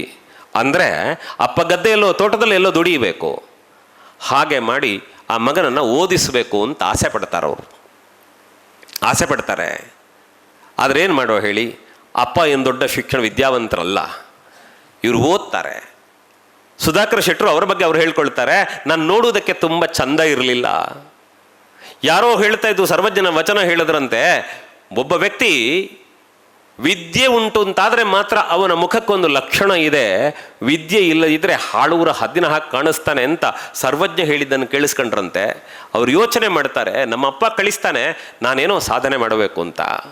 ಹೋಗ್ತಾರೆ, ಓದ್ತಾರೆ, ಒಳ್ಳೆ ರೀತಿಯಲ್ಲಿ ಓದಿ ಒಂದು PhD ಪದವಿಯನ್ನು ಪಡೆದು ಅವರು ಡಾಕ್ಟರ್ ಸುಧಾಕರ್ ಶೆಟ್ಟಿ ಅಂತ ಅವರಿಗೆ ಹೆಸರು ಬರುತ್ತದೆ. ಅಲ್ಲಿಂದ ಮುಂದಕ್ಕೆ ಅದು ಪೇಪರಲ್ಲಿ ಬಂತು, ಸುಧಾಕರ್ ಶೆಟ್ಟಿಗೆ ಡಾಕ್ಟರೇಟ್ ಬಂದಿದೆ ಅಂತ. ಆ ಪೇಪರ್ ತಗೊಂಡೋಗಿ ಗದ್ದೆಯಲ್ಲಿ ಕೆಲಸ ಮಾಡ್ತಾ ಇದ್ದ ಅಪ್ಪನಿಗೆ ಕೊಟ್ರಂತೆ. ಅಪ್ಪ ಗದ್ದೆಯಿಂದ ಕೆಲಸ ಮಾಡ್ತಾ ಇದ್ದವರು ಆ ಪೇಪರ್ ಮಡಚಿಟ್ಕೊಂಡು ಮನೆಗೆ ಬರ್ತಾರೆ. ಮನೆಗೆ ಬಂದು ಅಮ್ಮನ ಹತ್ರ ಕೂತು ಹೇಳ್ತಾರಂತೆ, ನೋಡು ನಮ್ಮ ಮಗ ಇವತ್ತು ಸಾಮಾನ್ಯನಾಗಿದ್ದವನು ಡಾಕ್ಟ್ರೇಟ್ ಪಡ್ಕೊಂಡಿದ್ದಾನೆ, ನಾನು ಈ ಕ್ಷಣಕ್ಕೆ ಸತ್ತು ಹೋದರೂ ನನಗೆ ಚೂರೇ ಚೂರು ಬೇಜಾರಿಲ್ಲ, ನನ್ನ ಮಗ ಸಮಾಜದಲ್ಲಿ ಒಳ್ಳೆಯವನಾಗಿ ಬೆಳೆದನಲ್ಲ ಅಂತ ಅಪ್ಪ ಕಣ್ಣೀರು ಹಾಕಿದ್ರಂತೆ. ನಾನು ನಿಮ್ಮ ಹತ್ರ ನಿರೀಕ್ಷೆ ಮಾಡುತ್ತಾ ಇರುವುದು ಅದನ್ನು. ಇಲ್ಲಿರುವಂತಹ ಪ್ರತಿಯೊಬ್ಬ ವಿದ್ಯಾರ್ಥಿಯೂ ಕೂಡ ತಾತ್ಕಾಲಿಕ ಸಂತೋಷಕ್ಕೆ ಯಾರದ್ದೋ ಮಾತು ಕೇಳಿ ಜೀವನದ ದಾರಿಯನ್ನು ತಪ್ಪಬೇಡಿ. ನೀವು ಸಾಧನೆ ಮಾಡಿ. ನಿಮ್ಮ ಬದುಕು ಹೇಗಿರಬೇಕು ಅಂದರೆ, ಅವನು ನನ್ನ ಮಗ ಅಂತ ಅಪ್ಪ ಹೆಮ್ಮೆಯಿಂದ ಹೇಳಿಕೊಳ್ಳುವಂತೆ ನಿಮ್ಮ ಬದುಕು ರೂಪಿತಗೊಂಡ್ರೆ ಮಾತ್ರ ಆ ಬದುಕು ಅರ್ಥಪೂರ್ಣವೇ ಹೊರತು ಅವನು ನಿಮ್ಮ ಮಗನ ಅಂತ ಕೇಳುವಾಗ ಹೌದು ಅಂತ ಹೇಳುವುದಕ್ಕೆ, ಅವಳು ನಿಮ್ಮ ಮಗಳ ಅಂತ ಕೇಳಬೇಕಿದ್ರೆ ಹೌದು ಅಂತ ಹೇಳುವುದಕ್ಕೆ ಯೋಚನೆ ಮಾಡುವ ಸ್ಥಿತಿಯಲ್ಲಿ ನಮ್ಮ ಬದುಕು ಇರಬಾರ್ದು. ಬಹಳ ಮಾರ್ಮಿಕವಾದ ಸಂಗತಿಯನ್ನು ನೆನಪಿಸ್ತೇನೆ. ಹೆಣ್ಮಕ್ಳು ತುಂಬ ಇದ್ದೀರಿ ಇಲ್ಲಿ, ಯೋಚನೆ ಮಾಡಿ. ಪುತ್ತೂರಿನಲ್ಲಿ ನನ್ನ ಫ್ರೆಂಡ್ಸ್, ಅವರೆಲ್ಲ ನನ್ನ ಫ್ರೆಂಡ್ಸ್ ಅಂತೇಳಿ 4-5 ಜನ ಹುಡುಗರ ಜೊತೆ ಒಬ್ಬಳು ಹೆಣ್ಮಗಳು ಹೋಗ್ತಾಳೆ ಕಾರಲ್ಲಿ. ಆದರೆ ಹೋದವಳು ಹೋದ ಹಾಗೆ ಹಿಂದೆ ಬರಲಿಲ್ಲ, ಅವಳ ಬದುಕು ಅಧೋಗತಿ ಆಯಿತು. ಮೊನ್ನೆ ನಮ್ಮ ಅಪ್ಪನ ಸ್ನೇಹಿತ ಅಂತ ಹೇಳಿಕೊಂಡು ಒಬ್ಬಳು ಹುಡುಗಿ ಹೋಗುತ್ತಾಳೆ, ಅವಳ ಬದುಕು ದುರಂತ ಆಗ್ತದೆ. ಮಕ್ಕಳೇ, ಜೀವನ ಒಮ್ಮೆ ಛಿದ್ರ ಆದರೆ ಆ ಮಾನಸಿಕ ಹಿಂಸೆ ನಮ್ಮನ್ನು ಕಾಡುತ್ತಾ ಇರುತ್ತದೆ. ಹಾಗಾಗಿ ನಾನು ಎಲ್ಲರ ಹತ್ರ ಪ್ರೀತಿಯಿಂದ ಕೇಳ್ಕೊಳ್ಳೋದಿಷ್ಟೇ, ನಿಮ್ಮ ಸ್ನೇಹ, ನಿಮ್ಮ ಗೆಳೆತನ, ನಿಮ್ಮ ಮಾತುಕತೆ, ನಿಮ್ಮ ವ್ಯವಹಾರ ಅದು ಕಾಲೇಜು ಆವರಣದಲ್ಲಿ ಕಾಲೇಜಿನ ಶಿಕ್ಷಣಕ್ಕೆ ಸಂಬಂಧಪಟ್ಟಂತೆ ಮಾತ್ರ ನಡೆಸಿಕೊಳ್ಳಿ. ಅದರಿಂದ ಹೊರತಾದ ಯೋಚನೆಗಳಿಗೆ ಯಾವತ್ತೂ ಮುಂದೆ ಹೋಗಬೇಡಿ. ಒಂದು ವೇಳೆ ಹೋಗೋದೇ ಹೌದು ಅಂತಾದರೆ ನಿಮ್ಮ ಹೆತ್ತವರನ್ನು ಹೊರತುಪಡಿಸಿ ಅಂತಹ ಪ್ರಪಂಚಕ್ಕೆ ಕಾಲಿಡಬೇಡಿ. ಅದರರ್ಥ ನಿಮ್ಮ ಜೊತೆಗಿರುವವರೆಲ್ಲ ಕೆಟ್ಟವರು ಅಂತಲ್ಲ.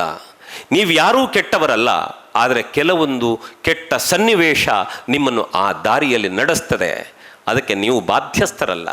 ಆದರೆ ಇಡಬೇಕಾದ ಹೆಜ್ಜೆಯನ್ನು ಬಹಳ ಎಚ್ಚರಿಕೆಯಿಂದ ಇಡಬೇಕಾದ ದೊಡ್ಡ ಜವಾಬ್ದಾರಿ ನಿಮ್ಮ ಮೇಲಿದೆ. ನಾನು ಯಾಕೆ ಈ ಮಾತನ್ನು ಹೇಳ್ತೇನೆ ಅಂದರೆ, ಯಾವಾಗ ನಮ್ಮ ಯೋಚನೆಯನ್ನು ಮೀರಿ ಅಪ್ಪ ಅಮ್ಮನಿಗೆ ನೋವಾಗುವ ಹಾಗೆ ಮಕ್ಕಳು ಜೀವನ ಮಾಡಿದ್ರೆ ಅಪ್ಪ ಅಮ್ಮನಿಗೆ ಅದಕ್ಕಿಂತ ದೊಡ್ಡ ಸಂಕಷ್ಟ ಇಲ್ಲ ಮಕ್ಕಳೇ. ನಿಮ್ಮ ಎಲ್ಲರ ಮೇಲೆ ಬಲವಾದ ವಿಶ್ವಾಸ ಇಟ್ಟುಕೊಂಡು ಅಮ್ಮ ಇದ್ದಾಳೆ. ನಾನು ನನ್ನ ಕಣ್ಣಾರೆ ಕಂಡ ಒಂದು ದೃಶ್ಯ ನಿಮ್ಮ ಮುಂದೆ ಹೇಳ್ತೇನೆ. ಒಬ್ಬ ಹುಡುಗ ಶಾಲೆಗಂತ ಹೊರಟಿದ್ದ. ಇವತ್ತು ಎಣಿಸಿದ್ರು ತುಂಬ ನೋವಾಗ್ತದೆ ಮನಸ್ಸಿಗೆ. ಅವನ ಬಸ್ಸಿಂದ ಇಳಿದು ಶಾಲೆಗೆ ದಾಟಬೇಕು, ಬಂದ ಇನ್ನೊಂದು ಬಸ್ ಅವನಿಗೆ ಆಕ್ಸಿಡೆಂಟ್ ಆಗಿ ಅವನು ಛಿದ್ರಾಗಿ ಹೋಗ್ತಾನೆ. ಹುಡುಗ ಚೂರಾಗಿ ಹೋಗ್ತಾನೆ. ಒಬ್ಬನೇ ಮಗ ಮನೆಯಲ್ಲಿ. ನನಗೆ ಸುದ್ದಿ ಬಂತು ಹುಡುಗ ಹೀಗಾಗಿದ್ದಾನೆ ಅಂತ. ಅವನು ಮನೆ ಹತ್ರ ಹೋದರೆ ಪಾಪ ಅವಳ ಅಮ್ಮ ರಸ್ತೆಯಲ್ಲಿ ಅವಳ ಮನೆ ಅಂಗಳದಲ್ಲಿ ಬಟ್ಟೆ ಒಣಗಿಸ್ತಾ ನಮ್ಮನ್ನು ನೋಡ್ಕೊಂಡು ನಮಸ್ಕಾರ ಅಂತ ನಗುತ್ತಾ ಇದ್ದಾಳೆ. ನಾನು ಅಮ್ಮನಿಗೆ ಏನು ಹೇಳಬೇಕು? ನಾನು ಮಾತಾಡಲಾರದೆ ನಾನು ಹೋದೆ.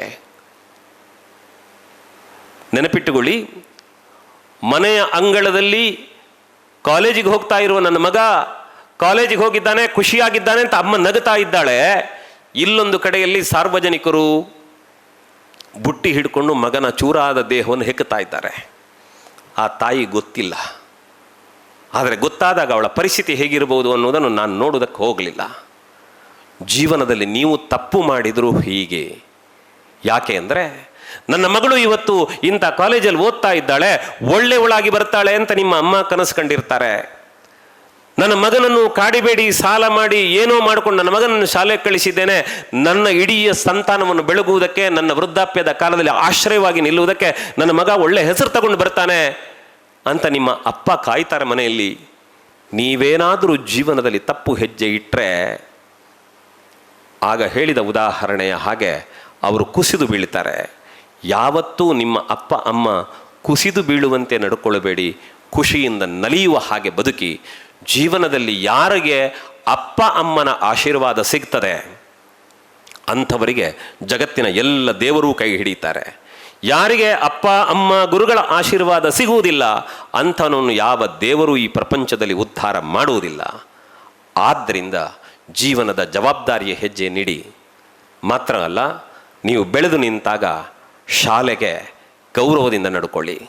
ನಾನು ಇವತ್ತು ಹೇಳುತ್ತಾ ಇರೋದು ಏನು ಅಂದರೆ, ಇಲ್ಲಿರುವ ಒಂದೊಂದು ಮಗು ನೀವು ನಾಳೆ ಯಾವ ಎತ್ತರಕ್ಕೆ ಬೆಳೀತೀರಿ ಅಂತ ನಮ್ಗೆ ಗೊತ್ತಿಲ್ಲ. ಈ ಜಗತ್ತಿನ ಶ್ರೇಷ್ಠ ಪ್ರಜೆಗಳಾಗಿ ರೂಪುಗೊಳ್ಳಬೇಕಾದವರು ನೀವು ಬೆಳೆದು ನಿಂತಾಗ ಅದರಲ್ಲಿ ನಿಮ್ಮಿಂದ ನಡೆಯಬಹುದಾದ ಸಣ್ಣ ಪುಟ್ಟ ತಪ್ಪುಗಳನ್ನು ಎಲ್ಲರೂ ಕ್ಷಮಿಸಿ ನಿಮ್ಮನ್ನು ಪ್ರೀತಿಯಿಂದ ನೋಡಿಕೊಂಡಿದ್ದಾರೆ. ಹಾಗಾಗಿ ಶಾಲೆಯ ಬಗ್ಗೆ ಒಳ್ಳೆ ಮಾತುಗಳನ್ನು ಹೇಳಿ. ನಿಮಗೆ ಯಾರಾದರೂ ತಪ್ಪಿ ನೀನು ಹಾಗಲ್ಲ, ನಿನ್ನ ಶಾಲೆ ಹಾಗೆ ಹೀಗೆ ಅಂತ ಹೇಳಿದ್ರೆ ಅವರ ಮಾತುಗಳಿಗೆ ಕಿವಿ ಕೊಡಬೇಡಿ. ಯಾಕೆ ಅಂದರೆ, ಹೇಳುವವರು ಹೇಳುತ್ತಿರ್ತಾರೆ, ನಾವು ಒಳ್ಳೆಯದನ್ನು ಮಾತ್ರ ಕೇಳಬೇಕು. ದಾರಿಯಲ್ಲಿ ಹೋಗಬೇಕಿದ್ರೆ ಆಚೆ ಈಚೆ ಸದ್ದುಗದ್ದಲ ತುಂಬ ಆಗ್ತದೆ ಮಕ್ಕಳೇ. ಏನೇನೋ ಶಬ್ದ ಆಗ್ತದೆ, ಯಾವುದ್ಯಾವುದೋ ಏನೇನೋ ಸದ್ದು ಮಾಡುತ್ತದೆ. ಆದರೆ ಅದಕ್ಕೆ ಕಿವಿ ಕೊಡದೆ ನಾವು ಮನೆಗೆ ಹೊರಟವರಾದರೆ ಮನೆಗೆ ಹೋಗ್ತೇವಲ್ಲ, ಹಾಗೆ ಜೀವನದ ದಾರಿ. ಯಾರು ಏನೇ ಹೇಳಿದರೂ ಶಾಲೆಯ ವಿರುದ್ಧ ಯೋಚನೆ ಮಾಡಬೇಡಿ. ಶಾಲೆಯ ಬಗ್ಗೆ ಕೆಟ್ಟ ಮಾತುಗಳನ್ನು ಆಡಬೇಡಿ. ಶಾಲೆಯನ್ನು ಪ್ರೀತಿಸಿ. ನಿಮ್ಮ ಬದುಕಿನ ದೇವಸ್ಥಾನ ಇದು. ಶಾಲೆಯನ್ನು ಪ್ರೀತಿಸಿ, ಅಪ್ಪ ಅಮ್ಮನನ್ನು ಗೌರವಿಸಿ, ವಿದ್ಯೆ ಕೊಟ್ಟ ಗುರುಗಳಿಗೆ ಋಣಿಗಳಾಗಿರಿ. ಖಂಡಿತ ನಿಮ್ಮ ಬದುಕು ಬೆಳಕಾಗುತ್ತದೆ. ಯಾಕೆ ಅಂದರೆ, ನೀವು ತಪ್ಪಿತಸ್ಥರಾದರೆ ಎಲ್ಲರೂ ಅವನು ನಮ್ಮವಳಲ್ಲ ಅಂತ ಹೇಳ್ತಾರೆ. ನೀವು ಒಳ್ಳೆಯ ದಾರಿಗೆ ಬಂದರೆ ನಾಳೆ ಎದೆಮುಟ್ಟಿ ಹೇಳ್ತಾರೆ, ಅವನು ನಮ್ಮ ಶಾಲೆಯ ವಿದ್ಯಾರ್ಥಿ, ನನ್ನ ವಿದ್ಯಾರ್ಥಿ, ನಮ್ಮ ಮನೆಯ ಮಗು ಅಂತ ಹೇಳ್ಕೊಂಡು ಬರ್ತಾರೆ. ಹಾಗಾಗಿ ಜೀವನದಲ್ಲಿ ನೀವು ಎಷ್ಟು ಆಸ್ತಿ ಮಾಡ್ತೀರಿ ಅಂತ ಗೊತ್ತಿಲ್ಲ, ಆದರೆ ಸಮಾಜದ ತಾಯಿ ತಂದೆಗಳ ಆಸ್ತಿಗಳಾಗಿ ಬದುಕಬೇಕಾದ ದೊಡ್ಡ ಹೊಣೆಗಾರಿಕೆ ನಿಮ್ಮಲ್ಲಿದೆ. ನಾವು ಕಾರ್ಯಕ್ರಮವನ್ನು ಮುಕ್ತಾಯ ಮಾಡೋಣ. ಒಂದು ಕ್ಷಣ ಮಕ್ಕಳು ಮಾತ್ರ, ಎಲ್ಲ ವಿದ್ಯಾರ್ಥಿಗಳು ಒಂದು ಕ್ಷಣ ಎದ್ದು ನಿಂತುಕೊಳ್ಳಿ. ಈಗ ನಾನು ಹೇಳುವುದಿಷ್ಟೇ, ನೀವು ನನಗೋಸ್ಕರ ಮಾಡಬೇಡಿ. ಆಗ ಹೇಳಿದ್ರಲ್ಲ ನನ್ನ ಹೆತ್ತ ಅಮ್ಮ ಒಳ್ಳೆಯವಳು ಅಂತ, ನಿಮ್ಮ ಅಮ್ಮನಿಗೋಸ್ಕರ ನಾನು ಮುಂದೆ ಹೇಳುವ ಮಾತುಗಳನ್ನು ಕೇಳಬೇಕು ನೀವು. ಇಲ್ಲ ನಿಮ್ಮ ಅಪ್ಪ ನಿಮ್ಮನ್ನೆಲ್ಲೋ ಹೊತ್ತು ನಿಮಗೋಸ್ಕರ ಕಷ್ಟಪಟ್ಟಿದ್ದಾರಲ್ಲ, ಇಷ್ಟೆಲ್ಲ ಒಳ್ಳೆ ವ್ಯವಸ್ಥೆಯಲ್ಲಿ ಕೊಟ್ಟು ಅಪ್ಪನಿಗಲ್ಲಿ ಹೊಟ್ಟಿಗೆ 3 ಸಲ 3 ಹೊತ್ತು ಊಟ ಮಾಡಿದ್ದಾರೆ ಇಲ್ವೋ ಗೊತ್ತಿಲ್ಲ, ಅಪ್ಪನ ಹತ್ರ ಒಳ್ಳೆ ಬಟ್ಟೆ ಇದೆಯೋ ಗೊತ್ತಿಲ್ಲ, ನಿಮ್ಮನ್ನ ಇಲ್ಲಿ ಕರ್ಕೊಂಡು ಬಂದುಬಿಟ್ಟಿದ್ದಾರೆ. ಆ ಅಪ್ಪನಿಗೋಸ್ಕರ ನಾನು ಹೇಳಿದ್ದನ್ನು ಕೇಳಬೇಕು. ಇಲ್ಲ ನೀವು LKG UK ಇಂದ ಹೊರಟು ಇಲ್ಲಿವರೆಗೆ ಬಂದಿದ್ದೀರಿ, ನಿಮಗೆ ಪಾಠ ಮಾಡಿದ್ದಾರೆ, ನಮ್ಮ ಮನೆ ಮಕ್ಕಳ ಹಾಗೆ ಅಂತ ನಿಮ್ಮನ್ನು ಹಿರಿಯರು ಪ್ರೀತಿಸಿದಾರಲ್ಲ, ಅವರಿಗೋಸ್ಕರ ನಾನು ಹೇಳಿದ ಮಾತುಗಳನ್ನು ಕೇಳಬೇಕು ನೀವು. ಬಹುಶಃ ಎದುರಿನ ಸಾಲನಿತ್ತ ಪುಟ್ಟ ಮಕ್ಕಳಿಗೆ ಎಷ್ಟು ಅರ್ಥ ಆಗ್ತದೋ ಗೊತ್ತಿಲ್ಲ, ಆದರೆ ಹಿಂದೆ ಇದ್ದೀರಲ್ಲ ಹುಡುಗರೆ, ದಯವಿಟ್ಟು ನೆನಪಿಟ್ಟುಕೊಳ್ಳಿ, ಜೀವನದಲ್ಲಿ ಗಂಡು ಹೆಣ್ಣಿನ ವಿಷಯದಲ್ಲಿ ನಾವು ತಪ್ಪಿತಸ್ಥರು ಅಂತ ಕಂಡ್ರೆ ಒಬ್ಬರು ಹೊಣೆಗಾರರಲ್ಲ, ಅದಕ್ಕೆ ಇಬ್ಬರು ಹೊಣೆಗಾರರು. ಆದ್ದರಿಂದ ನಮ್ಮ ಜವಾಬ್ದಾರಿಗಳನ್ನು ಪ್ರಾಮಾಣಿಕವಾಗಿ ನಡೆಸಿ ಒಳ್ಳೆಯ ಸಂಬಂಧಗಳಿಗೆ, ಒಳ್ಳೆಯ ಯೋಚನೆಗಳಿಗೆ ನಾವು ಮುಖ ಮಾಡಬೇಕು. ದೊಡ್ಡ ಮಕ್ಕಳಿಗೆ ಹೇಳ್ತೇನೆ, ದಯವಿಟ್ಟು ಇವತ್ತು ಟ್ಯಾಟೋ ಹಾಕ್ಕೊಳ್ಳೋರು ತುಂಬ ಜನ ಇದ್ದಾರೆ. ಯಾವುದೋ ಭ್ರಮೆಗೆ ಹೋಗಿ ಇನ್ನೆಲ್ಲೋ ಮೊನ್ನೆ ಕಂಡವರ ಹೆಸರುಗಳನ್ನು ಬರ್ಕೊಂಡು ಎದೆ ಮೇಲೆ ಗೀಚ್ಕೊಂಡು ಇನ್ನೆಲ್ಲೋ ಮಾಡಿಕೊಂಡು ಹಾಳಾಗೋದ್ರ ಬದಲು ನಿಮಗೆ ಬದುಕು ಕೊಟ್ಟ, ನಿಮಗೆ ಜೀವನ ಕೊಟ್ಟ ನಿಮ್ಮ ಅಮ್ಮನ ಹೆಸರು ಬಡ್ಕೊಳ್ಳಿ, ನಿಮ್ಮ ಅಪ್ಪನ ಹೆಸರು ಬರ್ಕೊಳ್ಳಿ. ಇಲ್ಲ ನೀವು ದೇವರನ್ನು ನಂಬ್ತೀರಾದರೆ ನಂಬಿದ ದೇವರ ಹೆಸರನ್ನು ಇಟ್ಕೊಳ್ಳಿ. ಯಾಕೆ ಗೊತ್ತಾ, ಬದುಕಿನಲ್ಲಿ ನೆನಪು ಶಾಶ್ವತವಾಗುವುದಕ್ಕೆ ನಮ್ಮ ಜೊತೆ ಇದ್ದವರು ಇನ್ಯಾರೋ ಕಾರಣ ಆಗೋದಿಲ್ಲ, ಕಾರಣ ಆಗೋದು ಅಪ್ಪ ಅಮ್ಮ ಮಾತ್ರ. ಆದ್ದರಿಂದ ಅವ್ರನ್ನೆಲ್ಲ ನೆನಪು ಮಾಡಿಕೊಂಡು ಈ 1-2 ನಿಮಿಷಗಳ ಕಾಲ ನೀವೆಲ್ಲ ಕಣ್ಣು ಮುಚ್ಚಿ ನಿಲ್ಲಿ. ಒಂದು ಕ್ಷಣ ಈ ಹೊರ ಪ್ರಪಂಚ ಮರೀರಿ, ಬೇಡ ಬಿಡಿ.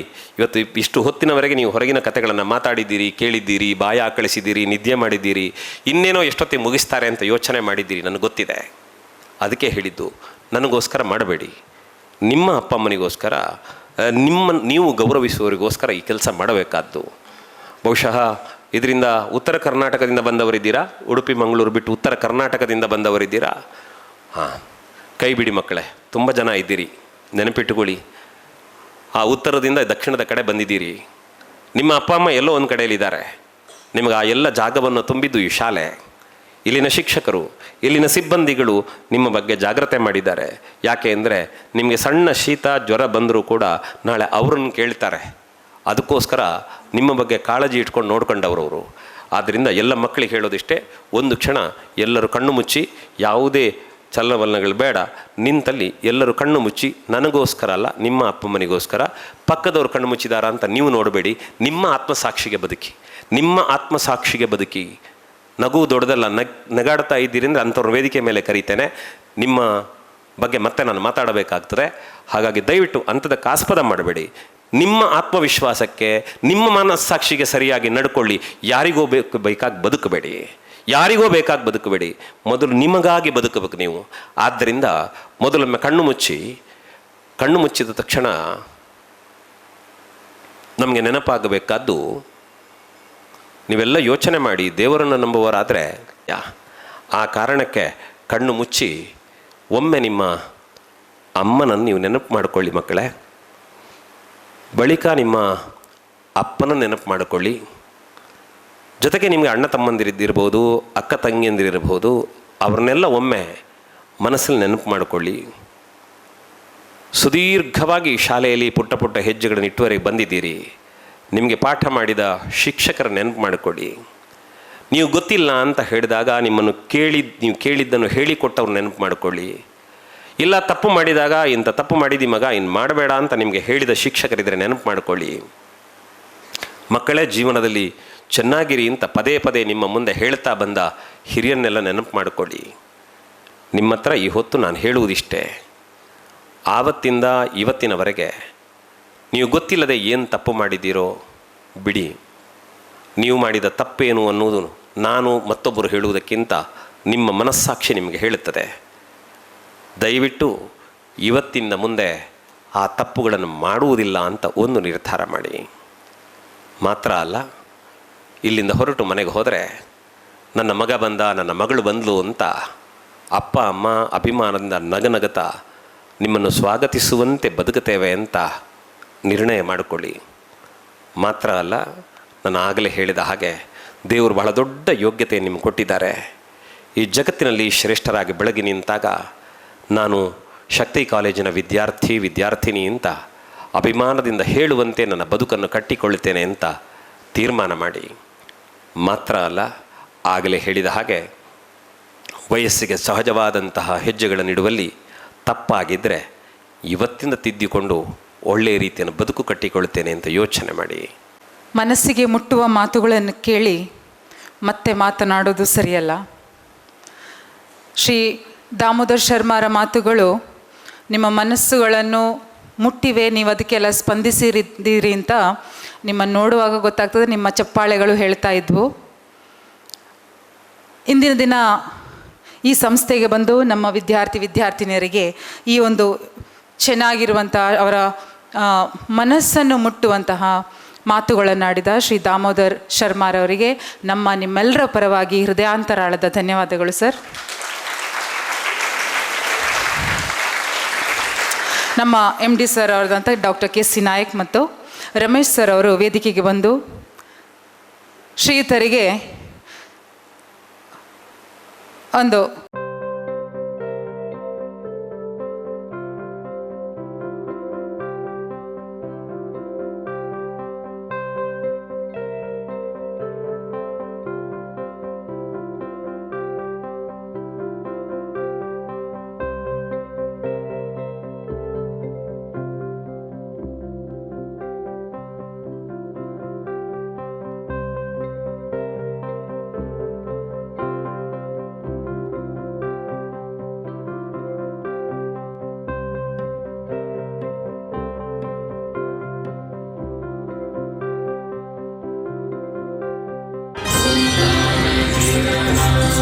Om